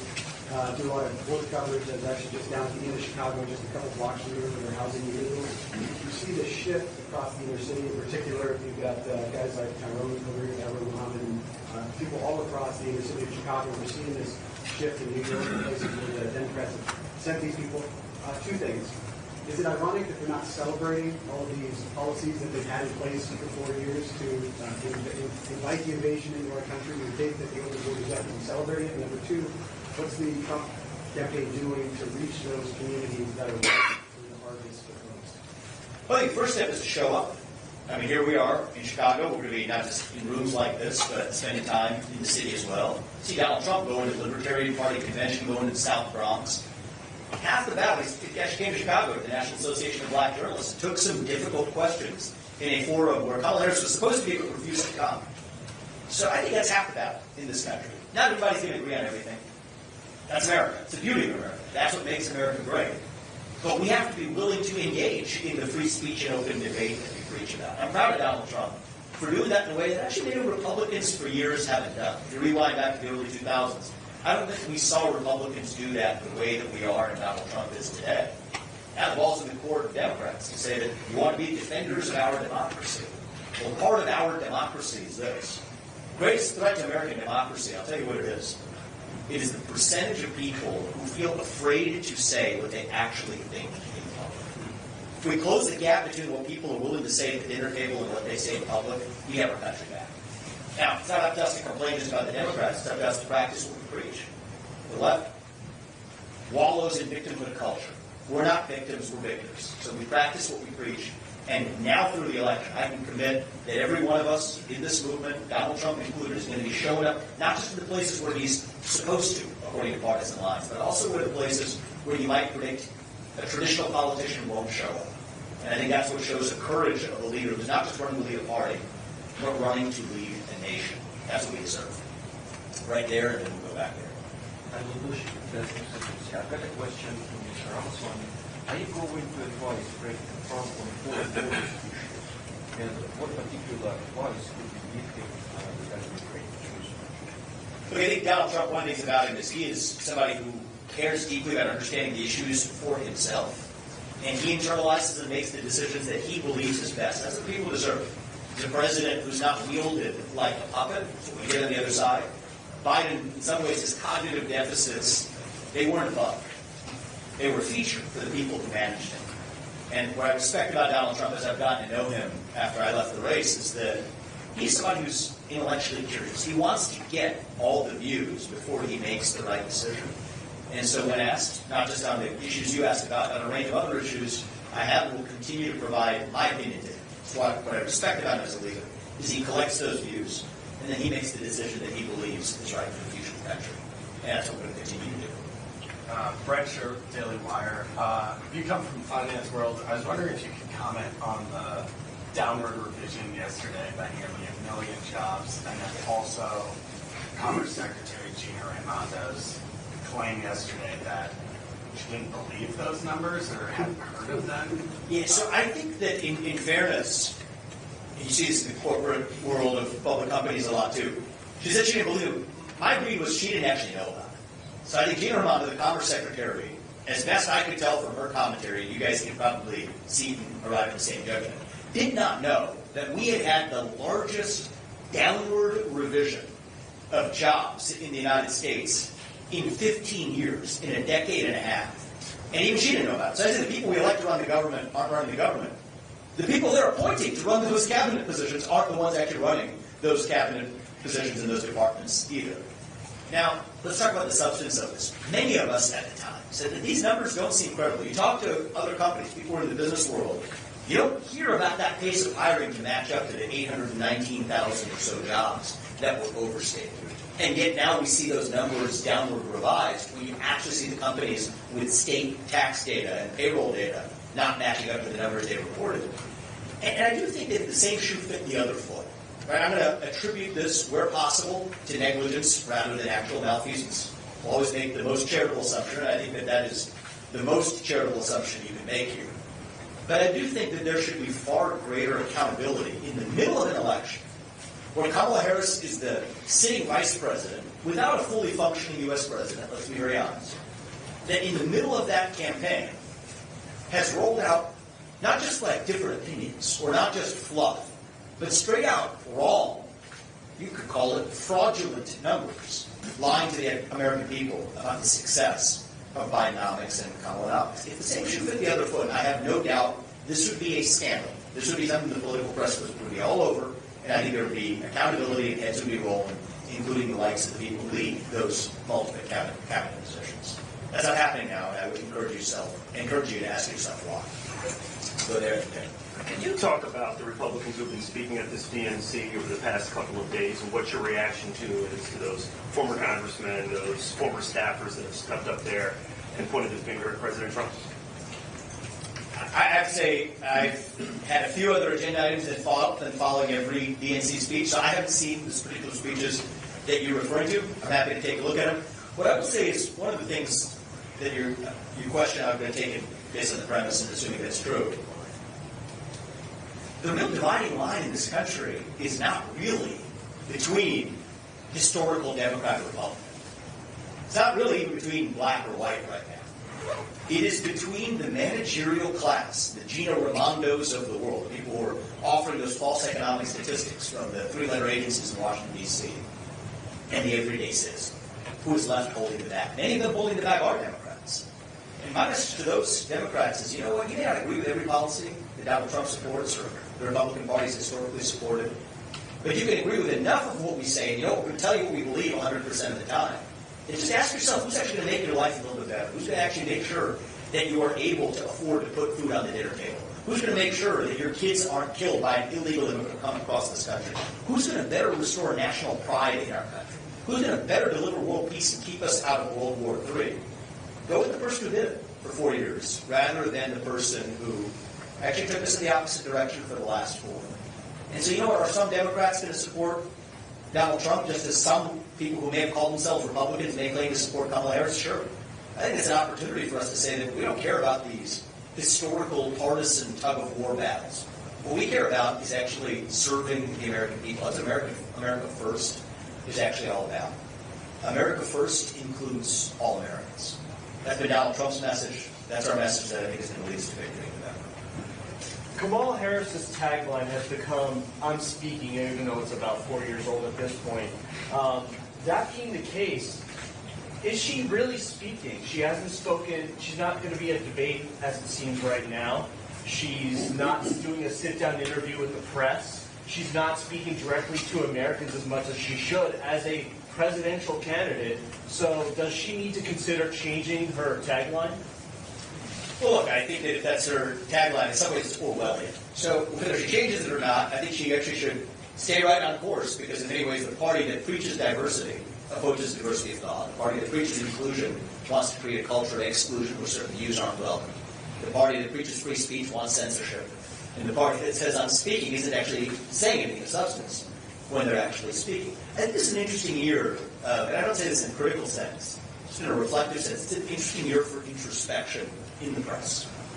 What is the role of the political media in the United States? I think it's vital to the health and functioning of our country. I think we need an occasion for that reflection. And some members of the press I applaud for engaging in the kind of self-criticism that was due for 3 years of purposefully failing to scrutinize a U.S. president who was not functioning as a U.S. president.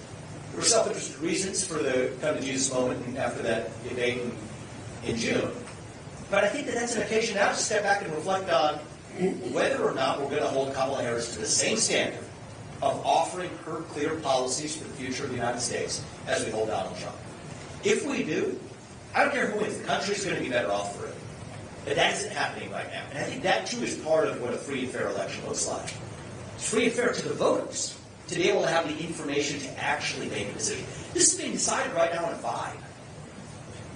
Many people who aren't paying close attention to politics, this is just being decided based on style over substance. And I just don't think American democracy is better off for that fact. And I think by the time we get to November, the reality is many voters are going to demand some level of substance that they haven't gotten yet. So if the media isn't going to do it, I have full confidence that the voters ultimately will.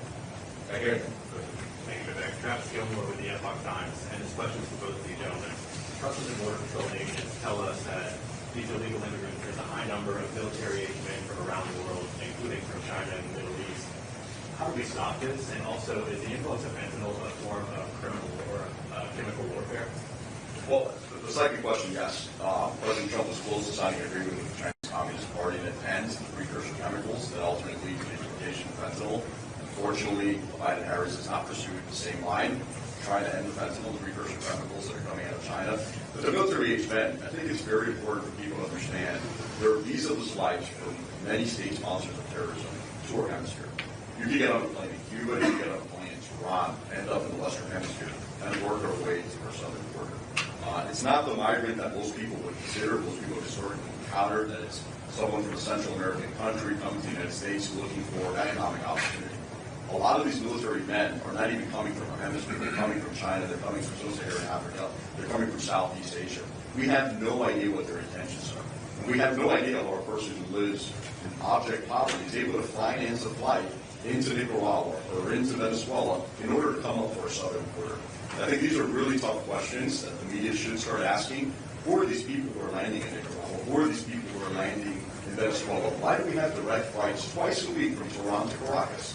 And who are the people who are getting on those planes in Tehran, and how do they end up in Caracas? And where do they ultimately go from there? They're not enjoying the Venezuelan beaches. They're coming to our southern border. And I think it's very, very important for us to start scrutinizing who these people are and what's their intention coming to our country. I think that's a great point. I think another hard reality, a lot of Americans aren't aware of this, is most people who cross the Mexican southern border did not actually start in Mexico. So this is something that should be concerning every American. When I visited the southern border, President Trump is going to be at the southern border, I believe, later today. When I visited the southern border the day before, there were 2 Lebanese men who had tried to cross that southern border. Long before, there was a woman from North Korea that was almost smuggled in like a bag. This is a country where you could actually seek asylum through the front door in the United States, and yet chose not to. The fact that you chose not to come as a refugee or seeking asylum, but instead hidden in a bag through the southern border from places like North Korea or Lebanon, I think reveals that this is also a national security threat to the future of the United States. Several 100,000 people in the country. Just do the math. Let's say there's 20 million illegal migrants in the country. Even if 1% of them have bad intentions, that's 200,000 people who have bad intentions who are already here in the United States of America. And so, yes, is this a concern that relates to the national security of the United States? Yes, it does. Now, one of the counter-arguments here is, okay, the policies you're going to need to fight this are going to have to trample on human rights, right? People who come into this country illegally. I remember seeing a young girl who crossed the Rio Grande with her father. Her father was going through shock from the cold temperature after he had crossed. He was taken to a hospital. She's sitting under a highway near Eagle Pass, Texas, separated from her father. You tell me that she's 13 years old. I asked her why she came. She came in search of opportunity, she said, by the Spanish translator. I don't think that's compassion. I don't think that's humanitarian respect to separate a daughter from her child after they come here in the name of actually helping that father. I also think the issue of child trafficking is something that I think all of the Democratic Party accountable for this. I think the Democratic Party has swept too far and too long under the rug. One of the reasons I was at Washington Convention the other night is I was actually at a movie premiere in Miami for a new movie coming out, the maker of The Sound of Freedom, The City of Dreams. It's nonpartisan. Most people in the room are Democrats who are appalled to know that their own policies that they've supported had actually contributed to this wave of child trafficking in the United States. Take a look at that DHS Inspector General report. That's alarming that several 100,000 kids have gone completely unaccounted for and are now vulnerable to be sold into the equivalent of slavery in the United States of America. So I think this form of child slavery, when you use a word like child slavery, you think about something happening halfway around the world in another hemisphere in another century. It's actually alive and well right here in the United States of America. And yet the very people who are responsible for it are the ones who preach compassion. That's not compassion, that's cruelty. And I think we don't have the reluctance to step up and actually say it. Vivek Ramaswamy, One American News. You listed off some policies that Kamala Harris holds within to provide some clarity to. One of them that jumped out was possibly supporting tax on unrealized capital gains. Yes. Given that you were an incredibly successful businessman over the last couple of years, can you sort of explain what that would mean for families in states across the country and what the ultimate objective would be for supporting a policy like that? So this is a question about the tax on unrealized capital gains. This is, I think, one of the areas where I'll own this from our own side. We need to do better in explaining to the American people what are the actual impact of these policies that Kamala Harris not only supported. As Vice President of the United States, she and Biden have actually requested budget approvals that assume a growing tax on unrealized capital gains. Even many of my Democratic friends, some of them are pretty prominent businessmen who claim to support Kamala Harris, when I ask them about this one, they'll say, oh, yeah, but she's not actually going to do it. Even when I went on actually a television program a few weeks ago, when I started bringing this up, they said, why are you talking about this? It's clearly not going to happen. So the reality is the best defense, even from thoughtful Democrats against this policy, isn't that she's somehow right on the merits. It's that she's not actually going to be able to get it done. Let's talk about what it means. So a tax on unrealized capital gains means that if you have a stock or a business or a private business or land that you own, that the government says has appreciated in value, but you can't sell it, you will nonetheless still have to pay taxes on that unrealized gain. The way it works today is, if you bought Microsoft stock a bunch of years ago, you sell Microsoft stock for a gain, you pay 22% or so on your gain of the difference of what you made. That's the way the system works, like it or not. However, what this says is, even if you haven't sold that stock or that business or that land, you have to write a check in cash to the government. Does the government accept shares in that business? No, they don't. They only accept cash. So here's what that means. It will trigger a cycle of what in the business world and in capital markets you would call forced selling. Forced selling means you don't want to sell, but you're forced to sell because you have to pay the tax out of pocket. But it turns out you won't be the only person required to do that. Somebody else will be required to do that too. But they'll have to do it at a lower price because you already sold it. Your sale drove down the price of the asset. And when the next person does it, that triggers down the price of the asset further, but the guy sitting next to him has to sell that asset to pay his taxes. That is how you trigger what you call a downward spiral in asset prices. It's the best formula for triggering the second Great Depression, if we ever had one. And the reality is, you know who's going to be holding the bag at the end of it? The people who don't hold liquid assets. Those people who are wealthy are well advised enough to know that they hold a significant portion of their assets in liquid holdings. But think about that entrepreneur who started a small business, a barbershop, a restaurant owner, who might be having early success but needs to reinvest in their business to grow it. They don't have the cash to pay it because they're all in on their business. They're the ones who are ultimately going to actually have to pay the price.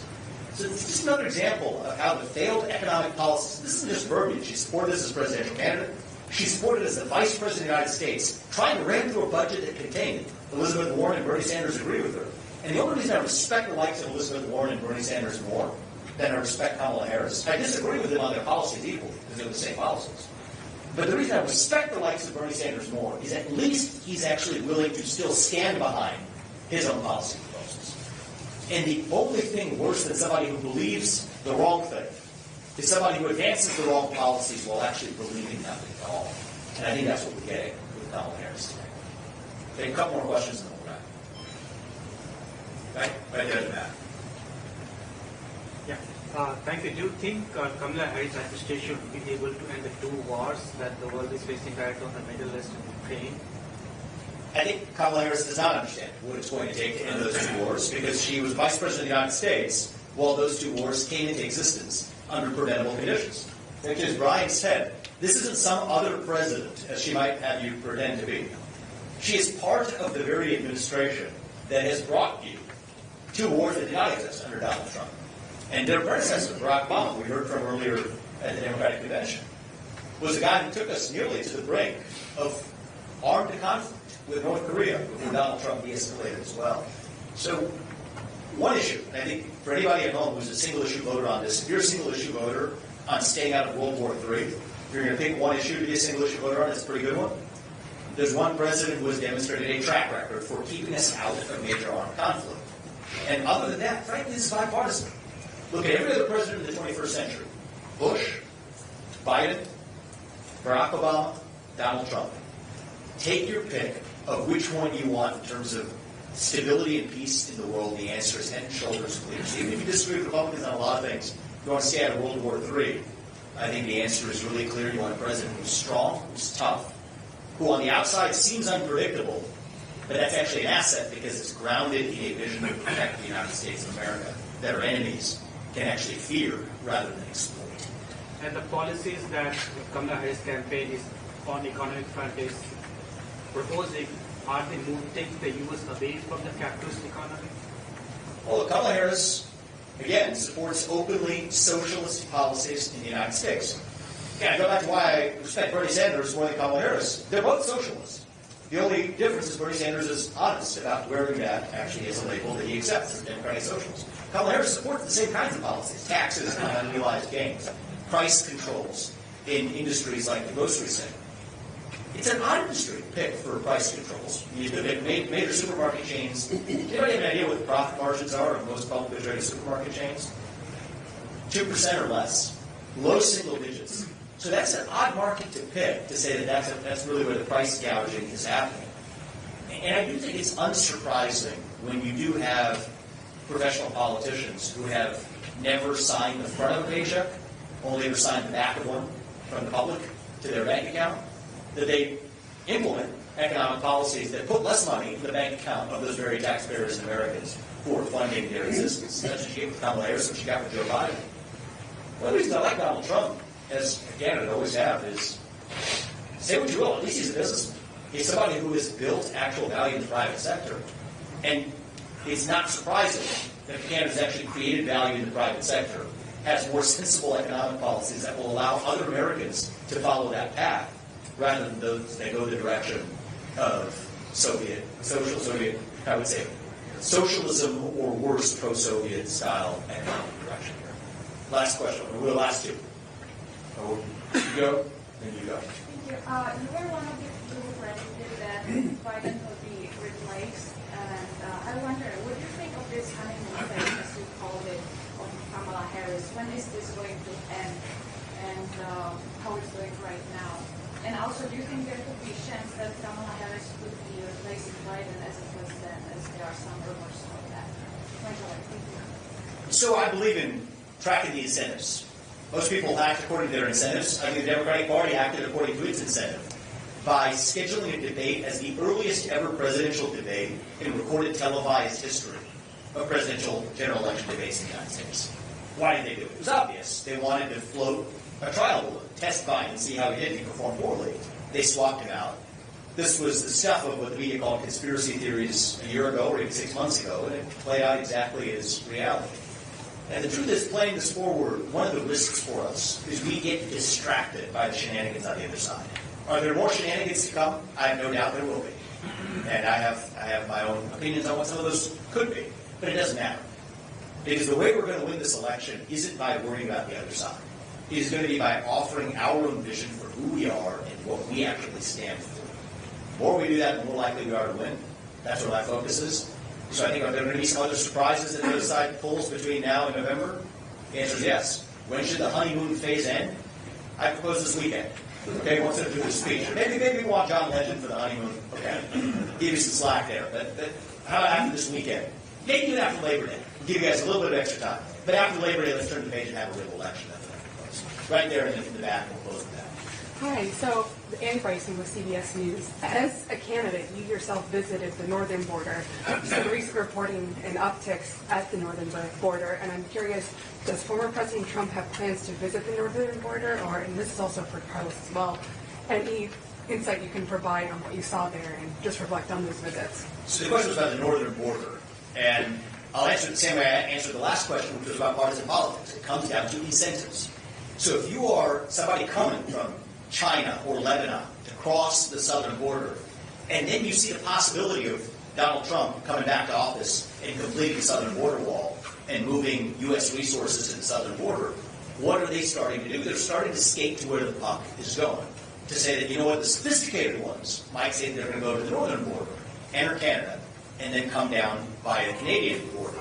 That's not a theory. That's a reality. We've seen more northern border crossings in certain parts of our northern border region this last year than the last 12 years combined. Just last year, there was more fentanyl captured at the northern border of the United States than would be required to kill 3 million free Americans. So is this a real issue? You're darn right it is. I think many, at the time, this was relatively early, certainly many in the press, derided me for pointing out the porousness of the northern border. But the reality is undeniable today. That fact that we're seeing that type of risk, not just in our southern border, but our northern border too, highlights the urgency of having a president who is serious about addressing all of it.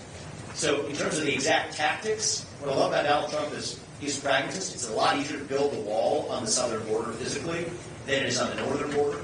But is he committed to the border security of the United States in whole and the national security of protecting our citizens from the attacks of terrorists or worse entering this country through either border? You're darn right he is. And I have full confidence that he is the president who will protect our homeland in a way that the current administration has not. Last question, please. Thanks. Trevor Honeycutt from Reuters. This is just a follow-up to something Mr. Trujillo touched on earlier about the precursor chemicals for fentanyl that come from China. President Biden had reached an agreement in 2023 with Xi Jinping to work to cooperate on slowing down those chemicals. Do you have any reaction to how that process has gone so far and what Trump would do differently? Well, it's obviously been unsuccessful. We've seen the most amount of fentanyl coming into our country in our history. So I know about the agreement, at least in the discussion that they had back in 2023. The outcome of those talks have been lackluster, if not non-existent.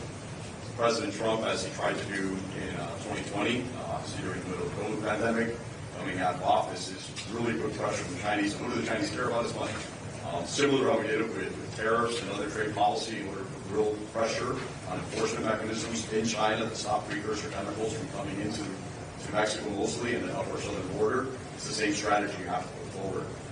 And this isn't a partisan issue, right? Precursor chemicals lead to fentanyl. Fentanyl leads to the death of Americans and to the profiting of transnational criminal groups. So I hope it's something President Biden thinks that he can accomplish, whether in the next 5 or 6 months or 4 months in office, that they really take it seriously, because the majority of Americans who've been affected by fentanyl, the majority of Americans who've had family or friends or neighbors who've been affected by fentanyl, shouldn't be a partisan issue, something we should really focus on finding solutions. I was going to say a word on that as well, which is an interesting question for Tim Walz. He's taking a lot of trips to China. Now, if I thought he was a fast learner, I think he might have an insightful answer to that question, but I fear he may not. The reality is, it's a message for a lot of libertarians out there on this issue of drugs entering the country illegally. I'm going to make a case for every libertarian out there. I say this as somebody who has voted for a libertarian in the past and has strong leanings in that direction still. To vote for Donald Trump this cycle, on the question of the illegal entry of drugs into this country, say what you will about other drugs. Right? That debate is always the classic debate that comes up between libertarians and Republicans. The fentanyl issue is different. Many people who die of fentanyl usage in this country were classified as dying of overdoses. Don't die of overdoses, they're dying of poison. And I'll tell you the distinction. I've met parents of kids across this country, including in my own campaign for U.S. president, in states across this country, who died when their kids took something that they did not know contained fentanyl, and yet still did, and died on the spot as a result. That's not an overdose, that's a poison. Ended up in a Big Mac, you wouldn't call it an overdose. You'd call it what it is. That is a lot closer to a form of biological terrorism when you infiltrate a food supply or infiltrate a different pharmaceutical with something that the person who's taking it wasn't actually making the choice they were. And we think that China today, are they blithely ignorant about this? Of course they're not.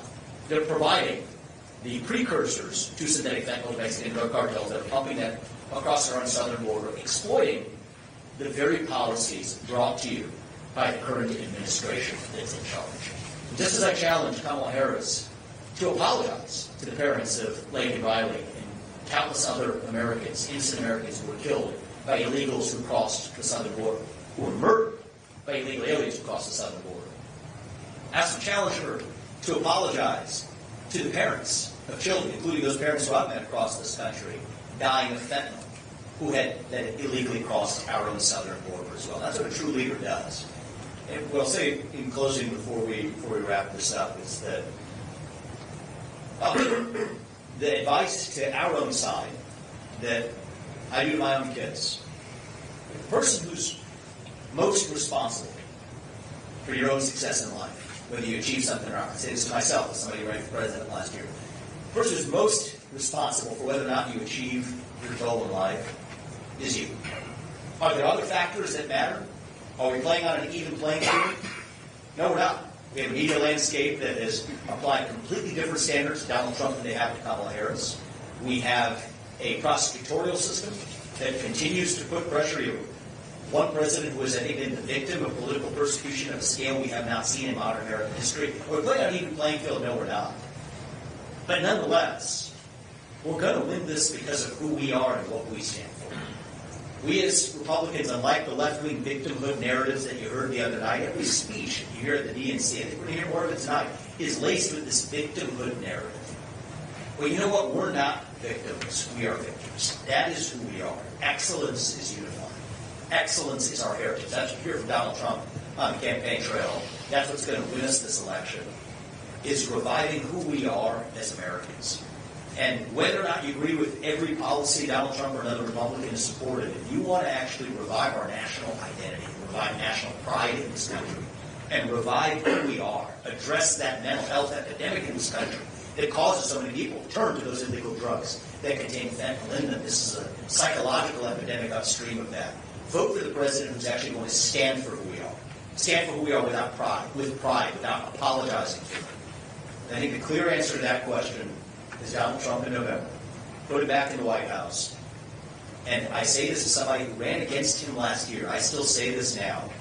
Our best days will still be ahead of us, and it's up to us to inform the voters so they can make the right choice. Thank you guys for joining us. We appreciate it. Ted.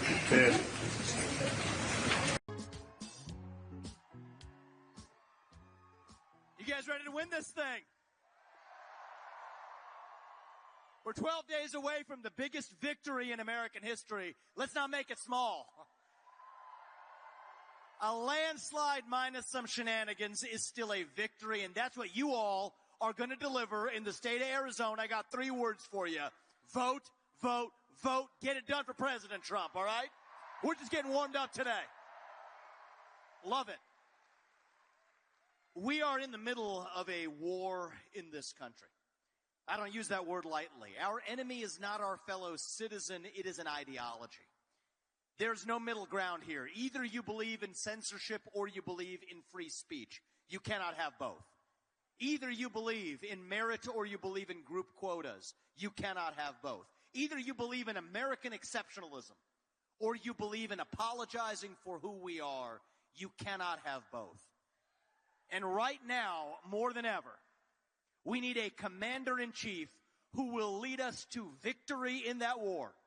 And that man is your next president, the 47th president of the United States of America, Donald J. Trump.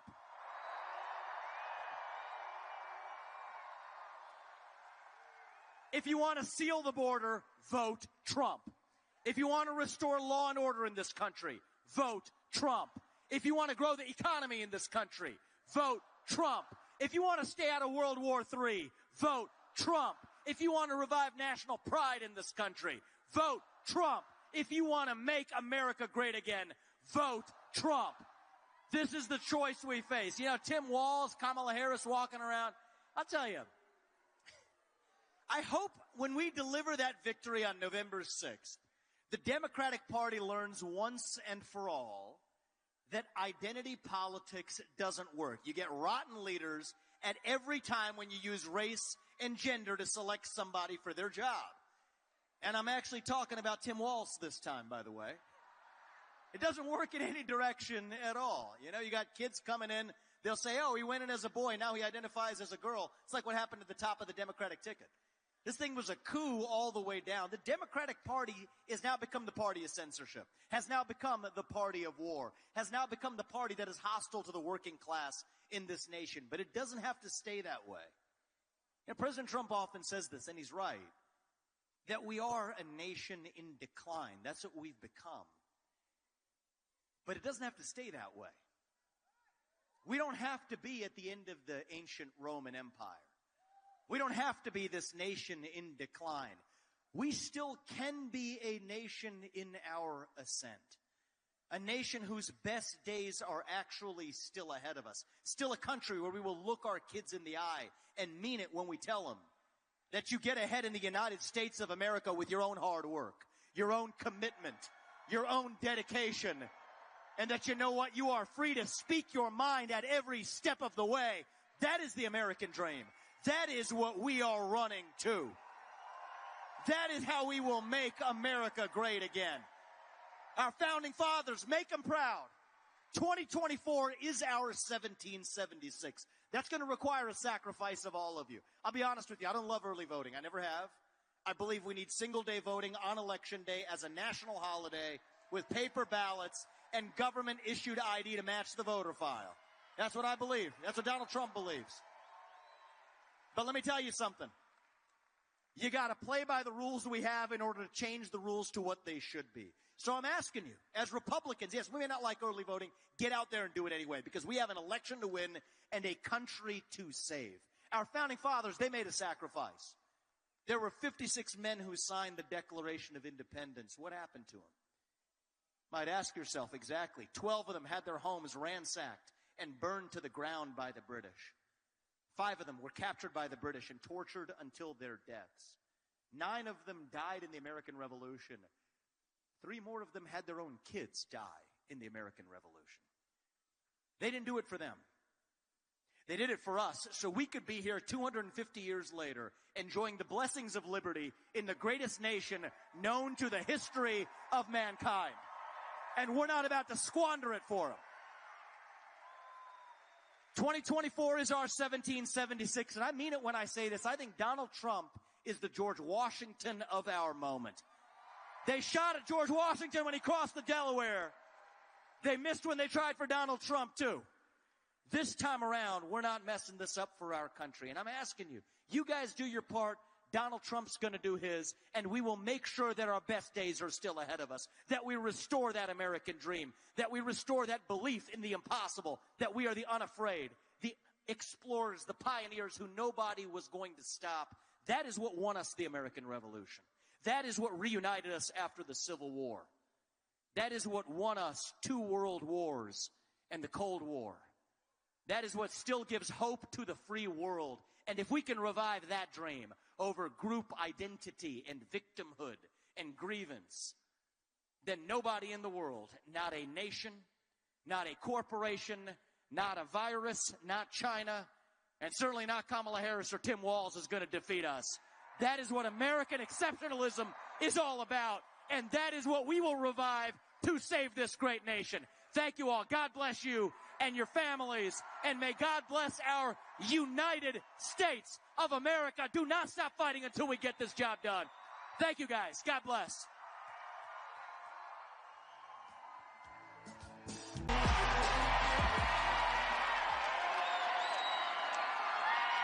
Who's ready to win an election?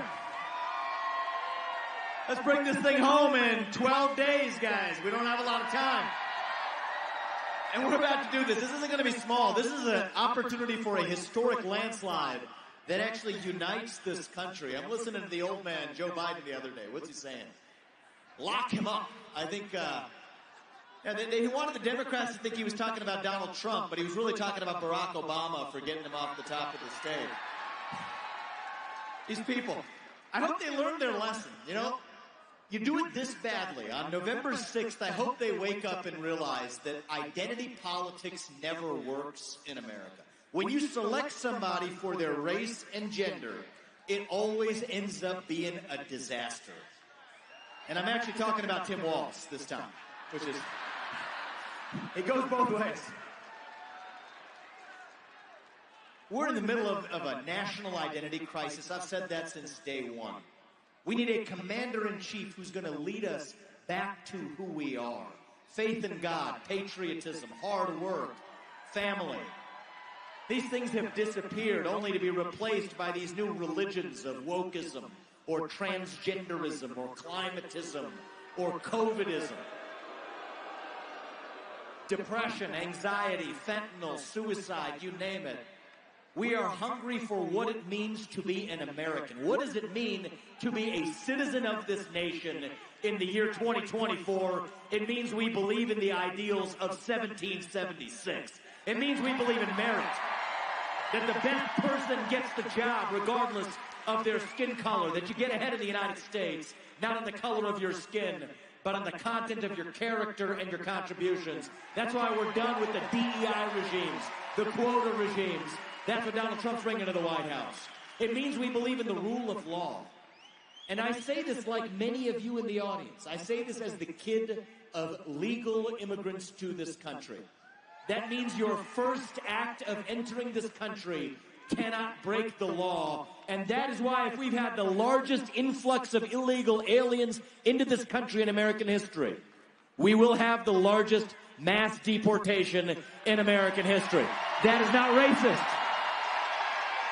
That is not xenophobic. That is what it means to stand for the rule of law in the United States of America. It means the people we elect to run the government ought to be the ones who actually run the government, not the shadow government of the deep state and three-letter agencies that's running the show today. So you want to talk about mass deportations? Yeah, we'll talk about the millions of illegals out of this country. But the second mass deportation we really need is millions of unelected federal bureaucrats out of the D.C. bureaucracy. That is how you save a country. See, these aren't black ideas or white ideas. They're American ideals that we fought a revolution to secure in this country. We are in a war to revive them. And right now, more than ever, we need the commander-in-chief who will lead us to victory in that war. And that man is your 45th and 47th President of the United States of America, Donald J. Trump, who we are sending back to the White House. If you want to seal the border, vote Trump. If you want to restore law and order in this country, vote Trump. If you want to grow the economy in this country, vote Trump. If you want to keep us out of World War III in this country, vote Trump.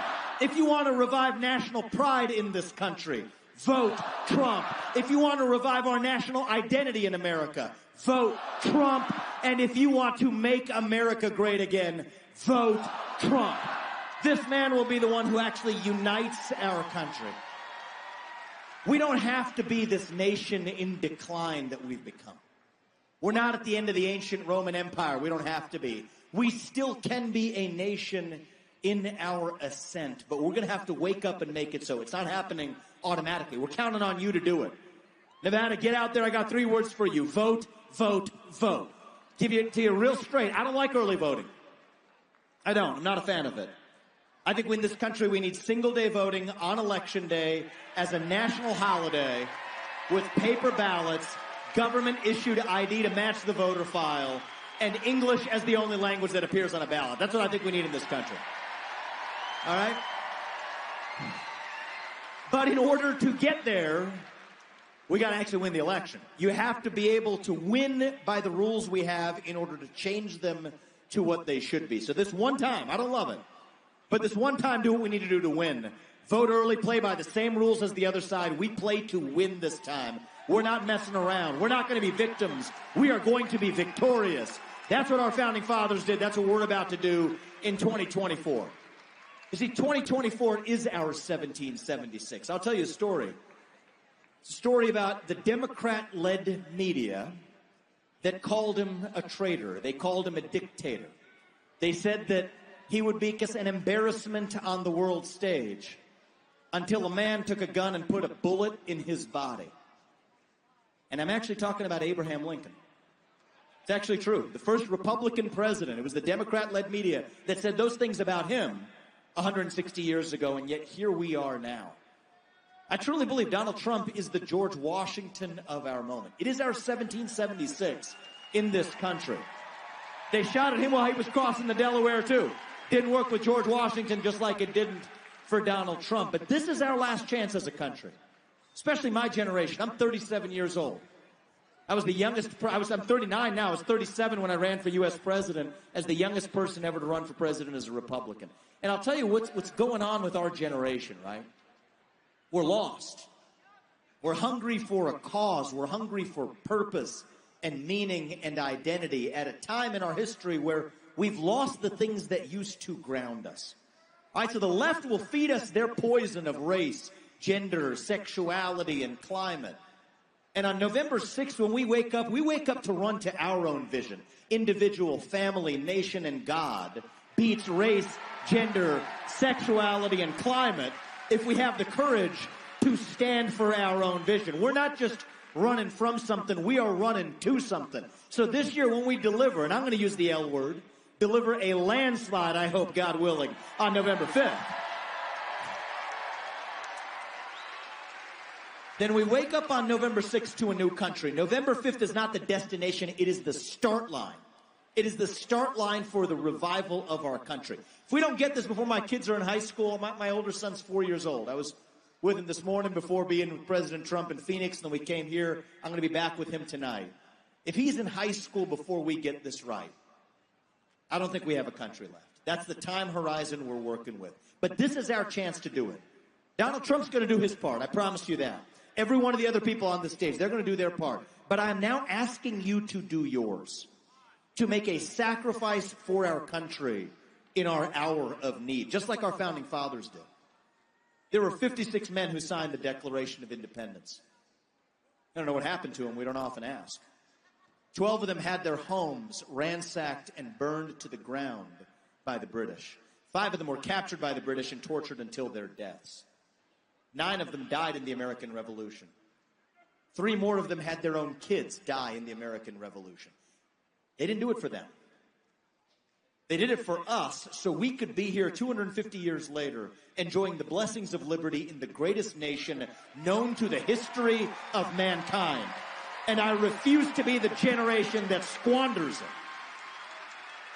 We've been taught to celebrate our diversity and our differences for so long that we forgot all of the ways we are the same as Americans, bound by that common set of ideals. It is up to us to revive them. So 2024 is our 1776. We're going to fight for it. So we will look our kids in the eye and mean it when we tell them, you get ahead in the United States of America with your own hard work, your own commitment, your own dedication. And that, you know what, you are free to speak your mind at every step of the way.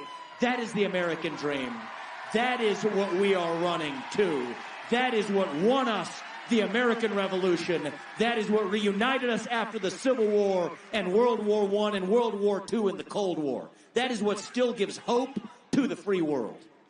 And if we can revive that dream over group identity and victimhood and grievance, then nobody in the world, not a nation, not a corporation, not a virus, not China, and certainly not Kamala Harris or Tim Walz is going to defeat us. That is what American exceptionalism is all about, and that is what we will revive to save this great nation. Thank you all and your families. May God bless you and our United States of America.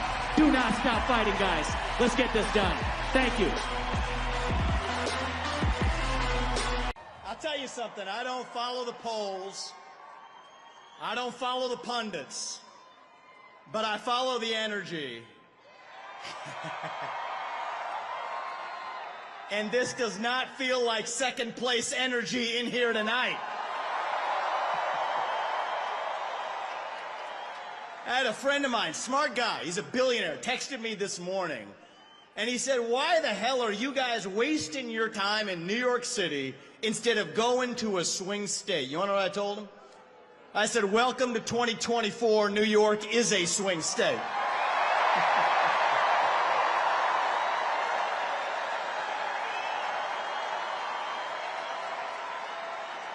I got a message for Kamala Harris tonight. We're feeling the joy in New York City tonight, aren't we? And the only celebration bigger than this one right now is going to be on the evening of November 5th when we send Donald J. Trump back to the White House as your 47th president and commander-in-chief. And I'm looking around here. There's only one man who is going to be more happy than everybody else in this room when that happens, and that is going to be a man by the name of Joe Biden, actually. He is so pissed off about what they did to him. And you know, he's thinking it, but I'm going to say it. Identity politics never works in America. When you select somebody on the basis of their race and their gender, it always ends up being a disaster. And I'm actually talking about Tim Walz this time, by the way. It goes both ways. So listen up, guys. Last year, I became the youngest person ever to run for U.S. president as a Republican. And thank you. I appreciate that. And I'll tell you something about my generation. We are lost. We are hungry to be part of something bigger than ourselves. Yet we can't even answer what it means to be an American today. We're in the middle of a national identity crisis. Faith in God, patriotism, hard work, family. These things have disappeared only to be replaced by wokeism and transgenderism, climatism, COVIDism, depression, anxiety, fentanyl, suicide. These are symptoms of a deeper void of purpose and meaning in our country. And right now, we need to step up and fill that void with our own vision. Answer, what does it mean to be an American in the year 2024? It means we believe in the ideals of 1776. It means we believe in merit, that the best person gets the job regardless of their skin color, that you get ahead in this country, not on the color of your skin, but on the content of your character and your contributions. That's why we're done with the woke DEI agenda, bringing in meritocracy to America. It means we believe in the rule of law, and I say this as the kid of legal immigrants to this country. That means your first act of entering this country cannot break the law, and that is why if we've had the largest influx of illegals into this country in American history, we will have the largest mass deportation in American history. That is not racist or xenophobic. That is what it means to stand for the rule of law in the United States of America. It means we believe in self-governance, that the people we elect to run the government, for God's sake, ought to be the ones who actually run the government, not unelected bureaucrats in the deep state that are running the show today. So you want another mass deportation? Let's get 3 million federal bureaucrats out of the D.C. bureaucracy. That's the mass deportation that saves the country.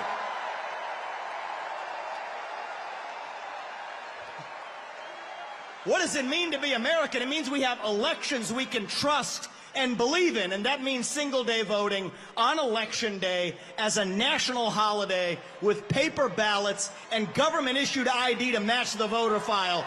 That's how we save the country after we win it this time by voting early. These are not black ideas or white ideas. They are American ideals that set this country into motion. We're in a war to revive them, and right now we need the commander-in-chief who will lead us to victory. That is your next president, Donald J. Trump. If you want to seal the border, vote Trump. If you want to restore law and order in this country, vote Trump. If you want to grow the economy in this country, vote Trump. If you want to revive national pride in this country, vote Trump. If you want to stay out of World War III in this country, vote Trump. If you want to make America great again, vote Trump. I'm going to give you one more reason to vote Trump, and it's this. It's the one the media in the back, they won't talk about this. But they know it to be true. Donald Trump is actually the president who will unite this country, actually. And we don't talk about that enough. America First includes all Americans, regardless of their race, their gender, or their sexual orientation. Our message to black Americans tonight is this. We want you, what we want for every American. Safe neighborhoods, good jobs, clean streets. A country where you are judged based on the content of your character, not the color of your skin or your political beliefs. That's the America we know. Our message to gay Americans tonight is this. You're free to marry who you want, if you want, without the government standing in your way. But that doesn't mean that boys get to compete with girls in girls' sports, or you do genital mutilation and chemical castration on our children. Our message to every legal immigrant in this country is this. You're like my parents. But our message to every illegal immigrant, if you came legally, you get the same American dream that everybody else does. Work hard, get ahead, make contributions to this country, love the nation, and that's our message to legal immigrants. But our message to every illegal immigrant is also this. We will return you to your country of origin. Not because you're all bad people, but because you broke the law. And the United States of America is founded on the rule of law. Our message to my generation, the millennials, is this. You were sold a false bill of goods. You were told you become a gender studies major in California. Somehow that gets you a head start on the American dream when it hasn't worked out that way. Dead on your shoulders. The Iraq and Afghanistan wars. Yes, it's true you were lied to. But we can't just be cynical about our country because this is still the last best hope that we have in the free world. And our message to Gen Z is this. You're going to be the generation that saves the country. You want to be a rebel? 18 years old, stand up on your college campus and call yourself a conservative. Be proud of it. Say you want to get married, have kids, raise a family, and have a good job. That's how we win in America. We don't have to be this nation in decline. We are still on our way up. We're still that country where we will look our children in the eye and mean it when we tell them, you get ahead in the United States with your own hard work, your own commitment, your own dedication, and that you know what? You are free to speak your mind at every step of the way. That is the American dream. That is what we are running to. And that is what we get when we send Donald Trump back to the White House this November. Thank you. God bless you and the great state of New York. And may God bless our United States of America. Thank you. God bless. Thank you, guys.